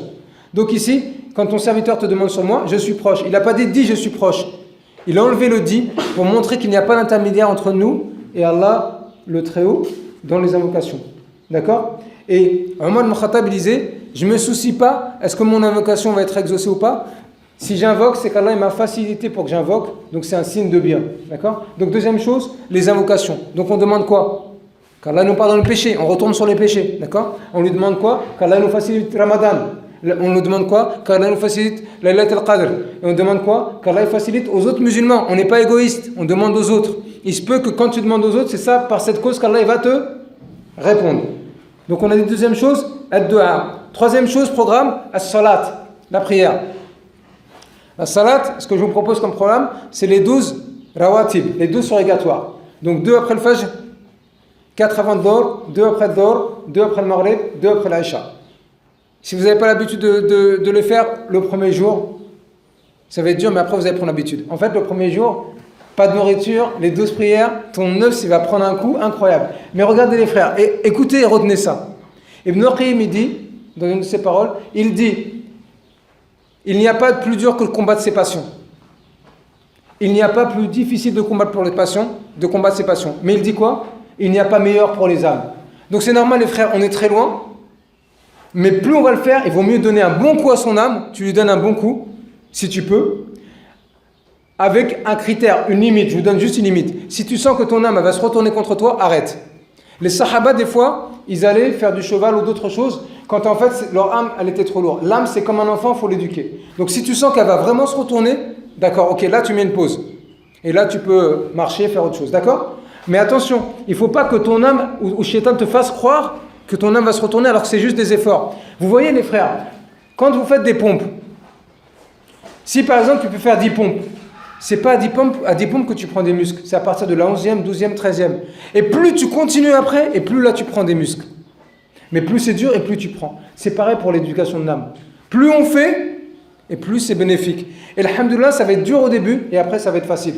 En plus que comme c'est dur, Allah le trouve, il va regarder que c'est dur, et il va savoir que c'est dur, et il va nous prendre en miséricorde, Inch'Allah. D'accord? Donc, troisième chose, on a dit la prière, et dans la prière on rajoute quoi?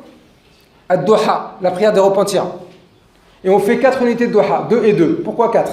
Déjà, pourquoi 2? Le prophète sallallahu alayhi wa sallam nous dit qu'il y en a 360 os. En fait, on dit un os, des os, mais comme c'est bizarre au son, je vous dis des os, d'accord? Donc on a 360 os. Et il a dit pour chaque os, il y a une récompense. Mais 2 prières de duha suffit pour récompenser et demander à Allah la récompense, pour remercier Allah pour tous ces 360 os. Donc ça, c'est 2. Pourquoi on rajoute 2 derrière? Ça fait 4. On rajoute 2 derrière, ça fait 4, parce que comme ça, dans Hadith Qudsi, Allah le Très-Haut dit, celui qui me garantit 4 en début de journée, je lui garantis sa fin de journée. 4, c'est 4 unités avant dehors, Allah il te dit, il te facilitera la fin de journée. Donc on met ça avec la niya qu'Allah nous facilite la fin de journée. D'accord? 4 unités de prière, ça peut prendre juste 10 minutes. D'accord? Donc on a dit quoi? On a dit la prière. Première chose, istighfar. Deuxième chose, on a dit ad-du'a. Troisième chose, on a dit la prière. Quatrième chose, très important, programme de science. La science, on a vu, ça a un effet sur le cœur et elle augmente la volonté. Donc, il faut qu'on fasse un programme, on écoute tous les jours, ce que vous pouvez. Si vous ne travaillez pas, vous faites plus. Si vous travaillez, vous faites ce que vous pouvez. Il faut regarder au niveau où vous êtes. Un quart d'heure, une demi-heure, un cours, 2 cours, 3 cours. En fait, l'idéal, ce serait d'arriver, on va se préparer, pour justement arriver et faire Laylat al-Qadr, toute la nuit de Laylat al-Qadr en état d'adoration. Je vous montrerai comment. Donc, écoutez des cours pour du rappel. Alors, les cours, les frères, c'est quoi les mieux à écouter? C'est les cours qui ont plus d'effet sur le cœur. Pas la peine d'écouter du fiqh pour le cœur. Certains, ils ont dit quoi? Quand on va voyager, ils ont dit la Mauritanie, c'est un cimetière pour les cœurs. Pourquoi? Parce qu'en fait, tu apprends la langue arabe et tu apprends beaucoup de fiqh, mais il n'y a pas beaucoup de tazkiyat nufus, purification des âmes. Il n'y a pas beaucoup de tafsir et tout ça. Et après, ton cœur devient dur. Donc, ce qu'il faut ici pour la science, quelque chose qui a effet sur le cœur. Les cours qui ont des effets sur le cœur, c'est les biographies, les histoires des pieux, l'histoire des prophètes. D'accord? Ça a beaucoup d'effets sur le cœur. Le tafsir, méditation du Coran, ça a beaucoup d'effets sur le cœur. La méditation, la biographie, on voit les autres comment ils étaient. Après, on se dit, ah ouais, vraiment, on n'y arrive pas. Mais il ne faut pas que ça ait un effet, ah non, j'y arriverai jamais. Non, il faut qu'on s'encourage. D'accord? Donc, quatrième chose, on a dit, les cours. Cinquième chose, lecture du Coran. Lecture du Coran, je vous conseille de dire la dua de la tristesse avant la lecture du Coran, pour qu'Allah y mette de de la joie dans votre cœur. Donc vous lisez ce que vous pouvez. Et là, ça lave le cœur. Tous les jours, on a dit. Sixième chose, méditation du Coran. Lecture, c'est une chose. Méditation, c'est une autre. Si vous avez l'arabe, vous regardez un tafsir. Si vous n'avez pas, vous prenez le tafsir en français. Je crois que ce n'est pas très bien traduit des fois. Mais vous faites ça. Sinon, je vous donne une technique. Allah, le Très-Haut, il est sage. Et vous pouvez méditer le Coran. Méditer, c'est-à-dire, c'est essayer de comprendre la sagesse d'Allah. Regardez, par exemple, dans ce verset. Oh, vous qui croyez, le jeûne vous a été prescrit, comme à ceux d'avant vous, afin que vous soyez pieux, un nombre de jours déterminé. Regardez, la'allakum, ce qu'il y a après, si ce n'est pas concrétisé, c'est que ce qu'il y a avant, ce n'est pas présent. Donc, peut-être que vous allez devenir pieux. Le peut-être, il se réalise si ce qui est avant a été fait. C'est quoi? Kutiba alaykum siyam, le jeûne vous a été prescrit. Si tu le fais bien, tu arrives à quoi? À taqwa. Et si tu n'arrives pas à taqwa, c'est que tu n'as pas concrétisé c'est avant. Et en plus, c'est quoi? C'est 29 ou 30 jours. Donc, c'est pas beaucoup. Donc, c'est une occasion à ne pas louper. Et en même temps, il faut avoir peur parce que ça va passer vite. Vous voyez, c'est pas comme si on a dit Laylat al-Qadr, c'est une fois dans l'année. On ne sait pas où aller la nuit. Il faut chercher toute l'année. On serait démotivé. Donc 29 ou 30 jours, c'est tout. Donc j'ai dit méditation du Coran.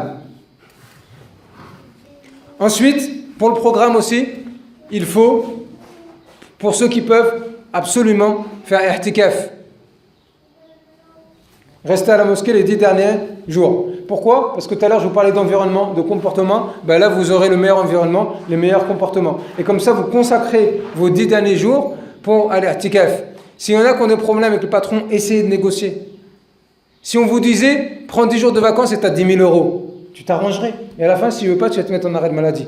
Et je ne t'ai pas dit de te mettre en arrêt de maladie pour faire i'tikaf. Ce que j'ai dit, c'est qu'il faut demander à Allah qui nous facilite. Après, on va voir le patron, on essaie de faire toutes les causes. Négocier avec lui. Tu dis, écoute, moi, je vais te rattraper 15 jours. C'est pas grave, tu es gagnant. Tu lui donnes 5 jours en plus. C'est rien, c'est toi qui es gagnant, n'est-ce pas? Je vais te donner 20 jours. C'est pas grave, les frères. Laylat al-Qadr. Donc, en tout cas, faire i'tikaf. Ensuite, je vous donne 2-3 choses qui font partie du programme et qui sont des trésors.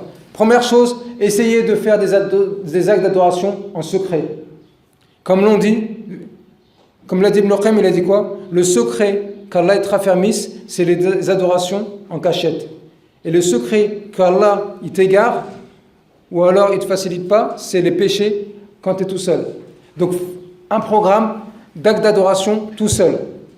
Quand vous venez à la mosquée, si vous venez tout seul, vous faites istighfar, alhamdoulilah, tu es en train de faire quelque chose en secret. En plus, tu fais l'istighfar. Tu as eu 2 choses de ce que je t'ai dit tout à l'heure. D'accord? Donc, acte d'adoration, faire un programme. Deuxième chose, si vous pouvez, garder les ablutions. En fait, garder les ablutions, il y a plein de bienfaits. Le prophète sallallahu alayhi wa sallam dit quoi? Ne garde les ablutions qu'un mu'min. Ma qala muslim. Il n'a pas dit un muslim, il a dit un mu'min. Donc à chaque fois que tu les perds, tu les refais. Troisième chose, dès que tu perds les ablutions, tu les refais, fais la sunna de Bilal. Et derrière, tu fais 2 unités de prière. Et tu vas sentir ton cœur comment il est bien.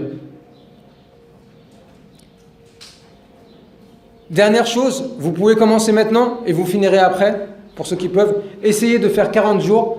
Vous ne ratez pas takbirat al-ihram. Le prophète sallallahu alayhi wa sallam dit, celui qui pendant 40 jours, il ne rate pas le début de la prière, quand l'imam dit Allahu Akbar en début de prière.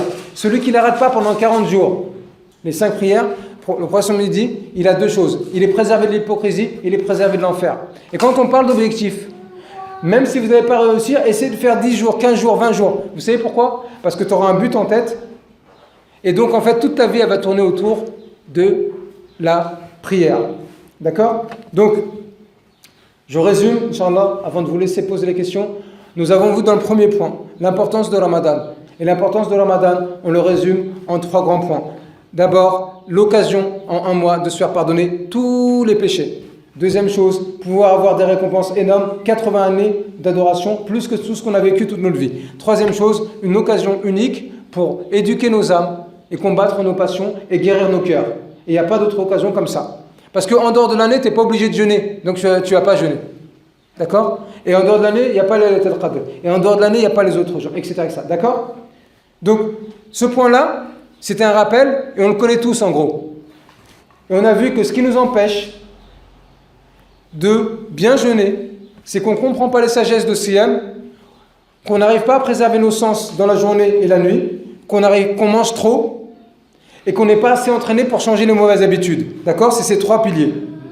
Donc en termes d'objectifs, après ça nous a amené à passer des objectifs. Donc nos objectifs, ça doit être de préserver nos sens, faire attention quand on mange et s'entraîner à combattre nos âmes. Et le programme que je vous ai donné, c'est à la fois des hasanat, et c'est à la fois un but, et c'est à la fois un moyen qui nous permet, Inch'Allah, de réaliser tout ce qu'on a vu avant. Donc, qu'Allah subhanahu wa ta'ala nous facilite pour mettre en place ce programme et plus. Inch'Allah, si vous avez des questions, pas des questions sur le fiqh, des questions qui concernent des choses qui vous empêchent de réussir Ramadan ou pas, et qui sont en rapport avec le sujet d'aujourd'hui sur les objectifs, Inch'Allah, je vous écoute et si je peux répondre, bien entendu, je répondrai, Inch'Allah. Est-ce qu'il y a des questions?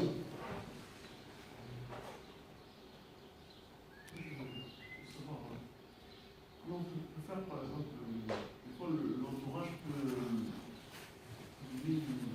pas nous empêcher, mais nous gêner dans notre progression par rapport à des objectifs qu'on s'est fixés. Comment on peut également faire? Est-ce qu'on doit faire en sorte qu'on fasse en sorte aussi également de dire que je prépare aussi mon entourage par rapport aux objectifs que je me suis fixés? Oui. Toi, tu as du mal à gérer ton entourage, tu as du mal à dire non des fois ou pas? Ouais. D'accord. Donc, en fait, ce qu'il faut faire, le mieux pour toi, là, je vais répondre de manière générale et je vais répondre pour toi. Ce qu'il faut faire de manière générale, c'est en effet préparer son entourage pour leur donner de nouvelles règles et les préparer à un moment. Maintenant, s'ils n'ont pas écouté le cours, peut-être ils ne vont pas comprendre. D'ailleurs, excusez-moi, parmi les bonnes actions que vous pouvez faire, c'est de donner le cours, c'est important. Parce qu'en fait, vous donnez aux gens la possibilité, ça c'est une bonne action, c'est facile. Tu vas sur Internet et tu le mets partout. Et à chaque fois, il y a 10 personnes qui vont écouter. Tout ce qu'il y a dans le cours, il va peut-être appliquer juste 5 choses. Tu l'as mis sur Internet, il y a 50 qui l'écoutent, c'est toi qui as toute la hasanat. C'est facile, hein? Ça prend pas beaucoup de temps. Donc, je disais que d'une manière générale, faut les prévenir. Après, toi, de manière particulière, toi, il va falloir que tu trouves des stratégies. Tu peux écrire, envoyer un SMS, mettre sur une feuille, parler à l'oral, mais après les gens dans ton entourage, ils ne sont pas tous les mêmes. Donc tu ne vas pas les gérer tous de la même manière. Après, il y a une technique aussi qui est bien, sauf si dans ton entourage, il y a quelqu'un vraiment, il va prendre la parole et ça va se transformer en débat, mais sinon, quand tu es avec tout le monde, tu peux tranquillement faire un petit rappel sur la main vite fait et dire voilà, moi, c'est pas contre vous. En fait, ce qu'il faut comprendre, c'est qu'aussi tu auras peut-être un problème de comment dire les choses. Tu devras gérer tes émotions et tu as un problème de comment tu vas le dire. D'accord? Mais ton but, c'est quoi? Ton but, c'est qu'ils comprennent le message sans les agresser. Donc, il suffit de leur dire voilà, moi je compte me concentrer, Ramadan c'est important, et je nous invite, il y a un frère qui a fait un rappel, et tu te sers de moi, donc c'est plus toi qui parles, et tu dis voilà, il a rappelé qu'il faut faire attention au sens, à ça, moi je vais essayer d'appliquer, et je nous invite à tous appliquer. Et en fait, la prochaine fois que tu vois quelqu'un parler, ou parler futilité, ou trop manger, tu lui fais le rappel, mais c'est pour lui et pour toi. Et après, quand tu veux pas, tu t'essayes de t'éloigner. Maintenant, on ne doit pas couper avec les parents et tout ça, mais je vous ai dit, on doit se gérer soi-même. J'ai répondu à ta question ou pas? D'accord. D'autres questions? Comment rester constant sur tout le mois dans l'adoration? On voit souvent au début beaucoup de gens qui sont motivés, puis au fur et à mesure des jours, ça va. Non. Comment rester constant? Non. En fait, les gens souvent qui n'arrivent pas à être constants, c'est qu'ils ne sont pas entraînés avant, ils n'ont pas l'habitude. Donc c'est trop lourd pour eux. Et en fait, l'erreur qu'ils font, c'est qu'ils mettent leur force et leur énergie pour le début. Et après, comme ils ne font pas de rappel, comme ils ne font pas tout ce qu'on a vu nous, et après ils n'ont plus de force en fait. Et après ils sont démotivés. Et après Shaitan et leur âme, en fait, ils abandonnent le combat. Donc, pour être constant, il faut s'entraîner. Et il faut se mettre dans les conditions qu'on a parlé tout à l'heure. En fait, c'est comme les pompes. Celui qui fait 0 pompe, il ne peut pas espérer en juste 3 jours arriver à faire 100 pompes. Mais en 3 jours, il peut commencer à faire des séries de 10. Et au bout d'une semaine, il va passer à plus. Maintenant, l'analogie que je vous ai faite avec les pompes, elle s'arrête là. Allah subhanahu wa ta'ala, il est miséricordieux. Il peut enlever tous les pochés. Il suffit que la personne, une fois, elle soit sincère et qu'elle demande pardon pour un toucher. Mais sur le comment d'abord être constant, je vais aller plus loin dans la réponse, c'est que d'abord, il faut que la personne, elle donne de l'importance à Ramadan.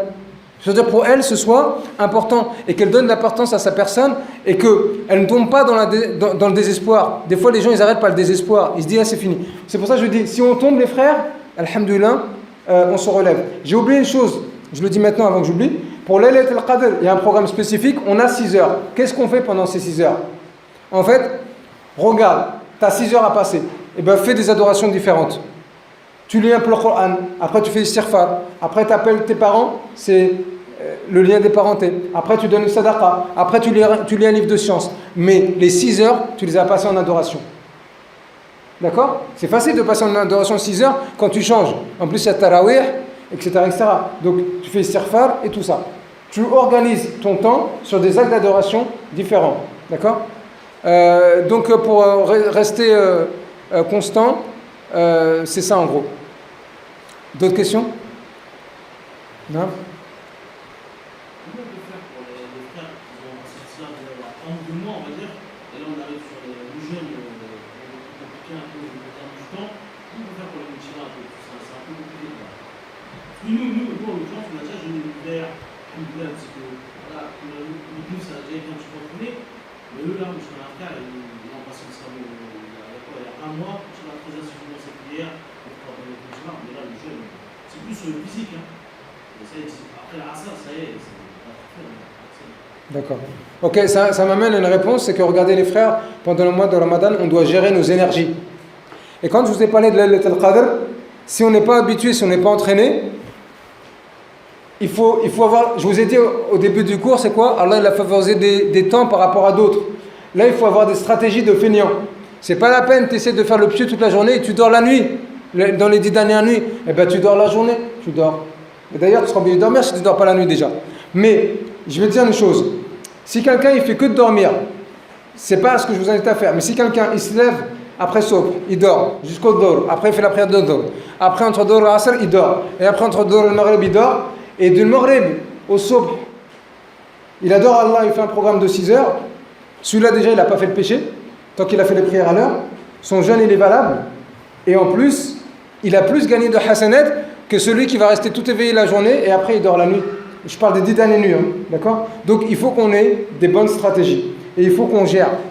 Encore une fois, si on nous disait ça avec de l'argent, on gérerait, tu vois. Donc là maintenant, si lui il n'est pas habitué, alhamdoulilah, tu vois, Allah le trop quand il a dit 29 ou 30 jours, même les psychologues ils ont dit que le changement et les habitudes arrivent au bout de 21 jours. Et il y en a, ils ont dit 30 jours. Il y a des divergences chez eux. En fait, ton système nerveux, il commence à prendre des habitudes au bout de 21 jours. Donc là, le mois de Ramadan, il est, ce qu'Allah le Trop a dit, 29 ou 30 jours, c'est directement la neurologie et les psychologues, ils ont vu qu'en fait le changement, il s'effectue sur ça. Je donne un exemple. Il y en a parmi vous qui ont l'habitude de boire du jus à la place de l'eau. Levez la main. Toi, tu bois tout le temps du jus. Ok. Est-ce que tu as remarqué que quand tu as soif, tu bois du jus directement et tu vas chercher du jus? C'est vrai ou pas? D'accord. Ton système nerveux, ton cerveau, il a associé soif avec jus. Et ça se passe en moins d'1 seconde dans le cerveau. Tac. Maintenant, si tu veux enlever le jus, qu'est-ce que tu vas faire? Tu vas prendre conscience que le jus, c'est pas bon. Tu vas voir que l'eau, c'est meilleur. Et quand le jus va venir, tu vas devoir remplacer par de l'eau. Pendant 1 jour, 2 jours, 3 jours, 1 semaine, ça va être compliqué. Et au bout de 3 semaines, c'est l'inverse qui va faire. Quand tu auras soif, tu iras vers de l'eau. D'accord? Et c'est valable pour toutes les habitudes en gros, là, ce que je vous ai dit. Je disais quoi? Donc, pour le jeune, pour le converti, déjà, il va prendre l'habitude. La deuxième chose, il a quand même, alhamdoulilah, il a un avantage et une force, c'est qu'il n'a pas beaucoup de péché, il n'a pas de péché. Et la deuxième chose, il a la volonté qu'on avait quand on était au début de l'islam. Tu vois, quand tout est rose, tout est bien. Eh bien, alhamdoulilah, qu'il profite de ça. Après, s'il est fatigué, tu lui dis qu'il se repose et tout ça. Et il se gère. Le mot clé ici, c'est qu'il faut qu'il se gère. D'accord? C'est pas simple, c'est un peu compliqué. Si après à se gérer, on peut, c'est pas simple. C'est pas simple, sauf qu'Allah subhanahu wa ta'ala facilite. Il invoque Allah, il fait istighfar, Allah il va le faciliter. Dans Ramadan, comme on a vu maintenant, les efforts qu'il y a, c'est peu par rapport à la récompense. Nous, on fait des efforts, on fait des efforts 1 mois. C'est quoi? Allah t'enlève de l'enfer, tu es au paradis. C'est pas simple ça. Le prophète il a dit, n'est-ce pas que la marchandise d'Allah est chère? 3 fois, n'est-ce pas que la marchandise d'Allah, c'est le paradis? Au sujet de quel le prophète il a dit, au paradis, Allah a dit, j'ai préparé pour mes serviteurs ce que nul œil n'a vu. Tout ce que les gens qui ont voyagé partout, ils peuvent te dire comme beauté, telle villa, tel paysage, mais le paradis c'est mieux. Ce que nul oreille attendu, tout ce que je pourrais te dire moi, le paradis c'est mieux. Et ce qui n'a même pas été, aucun cœur n'a pensé. Même tout ce que tu peux penser, tu penses à une belle maison, à le vol, tout ce que tu veux, t'auras mieux. Alhamdoulilah, c'est franchement le rapport entre ce qu'Allah nous donne et ce qu'on fait comme effort, c'est rien du tout. Il n'y a personne comme Allah subhanahu wa ta'ala. Nous on se fait arnaquer par la dunya. Tu travailles comme un esclave, 35 heures par semaine, tu prends les transports, tu vas loin, tu travailles, tu peux rien dire à ton patron, machin, tu te caches pour faire la prière, tout ça, et à la fin tu as 1200 €. C'est pas difficile ça? C'est quoi ta question après? Je voulais parler par rapport à justement, tu disais l'objectif aussi par rapport à la nourriture rose, mais franchement, certaines communautés, au moins, c'est un peu général par rapport à la nourriture. Ouais, mais vous les Africains, vous mangez moins que les Maghrébins. Hein. Ouais, on va dire que la nourriture elle est moins riche, elle est moins grasse. Quoi. Mais en termes de justement cette tradition, comment on peut faire pour en fait annihiler un petit peu plus ces traditions qui sont quand même ancrées depuis longtemps dans pas mal de familles, quoi. Qui justement disent que le ramadan c'est le moment des retrouvailles et on trouve des tables, machallah, elles sont très fournies. Comment changer cette façon de justement de se retrouver, mais avec peu sur la table et pas forcément beaucoup de choses, avec plein de plats, et des soupes, du poulet. C'est très bien, tout le monde peut pas manger ça. D'accord. Alors, est-ce que tu es en train de demander comment tu veux faire pour changer les autres, ou est-ce que tu es en train de demander comment toi tu vas faire pour gérer cette nourriture qui est devant toi? Non, pas forcément, juste d'un point de vue général. Est-ce qu'il y a une façon de faire que j'ai des frères qui se posent cette question-là? C'est quoi la question? J'ai pas compris la question, dis-moi. En fait, c'est comment on peut faire afin de changer dans les familles cette habitude qui est de toujours fournir des tables très fournies. Oui, mais après, on va pas changer forcément les familles, tu vois. Les familles, il faut qu'ils viennent. Soi-même, on fasse dans notre famille en nous-mêmes, tu vois, si on l'a dans notre famille. Oui, dans ta famille, bah, après, ça dépend si ta famille, elle écoute ou pas. Parce que regarde, on a vu que la nourriture, c'est égal les passions, d'accord?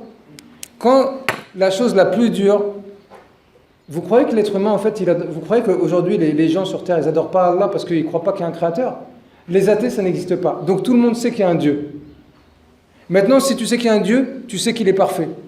Donc en fait, l'islam, c'est pas compliqué de voir que l'islam, c'est la vérité. Il suffit sincérité et raison. Pourquoi les gens, beaucoup ne rentrent pas dans l'islam? Certes, il y a l'ignorance, mais aussi beaucoup les passions. Donc là, ce que je suis en train de te dire, c'est quoi? C'est que tu veux aller contre les passions des gens sur la nourriture. Et les passions, s'il n'y a pas beaucoup de science, ils vont gagner quoi? Parce qu'en fait, comme je te dis, le cerveau, il se pose toujours des questions. Et le cerveau, comme question inconsciente qui se pose, qu'est-ce que je vais gagner? Qu'est-ce que je vais perdre? Là, en gros, c'est tu m'enlèves tout mon repas et mes bons repas, je gagne quoi? Mais c'est comme ça qu'on mange, laisse mon ventre tranquille. Donc c'est pour ça que je te dis, est-ce que tu es en train de demander pour toi? Parce que toi, peut-être, tu veux une nourriture spéciale à part. Ou alors tu vas être obligé de manger devant eux, ou tu es en train de demander pour les autres. Alors si c'est pour toi, il faut que tu gères, on revient à ce qu'on a dit tout à l'heure. Si c'est pour les autres, ça dépend c'est qui les autres, comment ils sont. Ils peuvent très bien écouter, si tu leur fais un rappel. Ça dépend de la personne où elle en est dans son âme. Si c'est quelqu'un qui écoute bien, même s'il n'a pas beaucoup de science, et quelqu'un qui n'est pas orgueilleux, tu lui dis voilà, en fait, trop manger, ça crée ça, il va comprendre. Et essaie de ne pas trop manger, il ne va pas faire des débats avec toi. Si c'est quelqu'un qui n'a pas beaucoup de science, en plus c'est quelqu'un qui a beaucoup de passion, il va te sortir le couteau contre toi là. Tu vois, il dit attends, je vais me servir du couteau pour autre chose. Tu vois ce que je veux dire? Mais nous, notre but, c'est pas égoïste, notre but déjà c'est de réussir pour nous Ramadan. Après oui, on essaie autour de nous, nos familles, on essaie autour de nous quand on est marié, tout ça. Mais après il y a des gens qu'on ne pourra pas changer. Après je te dis, donne-leur dans ce cas-là tu veux parler de nourriture, dans le cours là on a parlé de nourriture, tu leur donnes à écouter. D'autres questions? Non? Si par exemple par rapport aux personnes, on aime vraiment manger, etc., on a du mal à se tenir compte pour diminuer, parce qu'on ne voit pas forcément la potentialité du plat. Mais en fait, même quand tu manges, tu vois, il faut que déjà quand tu manges, il faut que tu mâches doucement, comme ça t'aides ton estomac à bien digérer. Si tu manges trop vite, c'est normal que tu mets tout ça, après ton ventre il est rempli, ben, t'as pas eu le temps de voir que ton ventre il est rempli, ça y est, t'as mal au ventre. Donc ça y est, t'as trop mangé. Si tu manges doucement et tu bois doucement, tu vas sentir à un moment donné quand tu commences à être rempli. Ben, quand tu commences à être rempli, il faut s'arrêter. Et pour ça. C'est beaucoup. Hein? encore en place, ça peut être. Mais ça vient avec le temps, je pense. C'est pas tout de suite, tu vas avoir une... Non, il peut faire tout de suite, ça dépend de chaque personne. Non, il peut faire, je t'assure, en fait, ça dépend de beaucoup de choses. Ça dépend de sa volonté, ça dépend de sa science, ça dépend de son âme, comment elle est, ça dépend comment il mange, ça dépend d'un ensemble de critères. Mais c'est possible, je vous ai donné la règle tout à l'heure, c'est possible de passer presque d'un extrême à un autre. C'est tawfiq min Allah, ensuite il y a les causes que je vous ai dit. Mais c'est pas la bonne question en fait. La bonne question c'est qu'est-ce que ça nous coûte de trop manger? Après c'est un choix que tu fais. Quand tu as la nourriture, tu fais un choix. Je mange trop, tarawih est raté, l'adoration est ratée.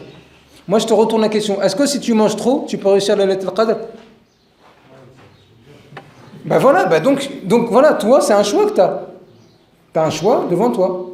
Donc moi je vous ai dit quoi? Avant la Laylatul Qadr, on n'est pas encore, entraîne-toi, tu t'entraînes. Après la Laylatul Qadr, c'est bon, tu vas pas rater la Laylatul Qadr pour les nourritures. Non, Marc. Pour les gens qui font beaucoup de sport et qui font beaucoup d'activité physique, ils vont pas manger plus. Ouais, c'est proportionnel. Après, lui, comme il fait de l'activité physique, il va sentir. En fait, ce qui est compliqué avec la nourriture, c'est que c'est pas pour tout le monde. En fait, quand il y a des personnes, il faut qu'on fasse la différence entre j'ai besoin, mon corps il a des besoins, et après c'est des envies, des plaisirs, et je suis rempli. Il y a une limite. De toute manière, vous le savez, et tout à l'heure vous allez vous rappeler de moi quand vous allez couper, il y a une limite. Pourquoi j'ai dit que c'est un combat? Parce que c'est un vrai combat. Et à un moment donné, il y a le plaisir de la nourriture, tu manges un peu, et ce peu-là, il t'invite à encore plus, et à un moment donné, tu sais très bien qu'il ne faut pas continuer. Tout le monde le sait. À un moment donné, quand c'est trop, tu vois quand c'est trop. Et en général, quand tu n'arrives pas là, c'est là qu'il faut arrêter. Quand tu n'arrives pas, tu manges trop après. Et après, tu te laisses aller. Et pourquoi, en fait, ce qu'il faut comprendre, c'est quoi? Tu sais, c'est quoi la sagesse derrière ça? C'est que la nourriture, quand tu manges trop, elle t'enlève ta volonté du cœur. Elle enlève la volonté du cœur, subhanallah.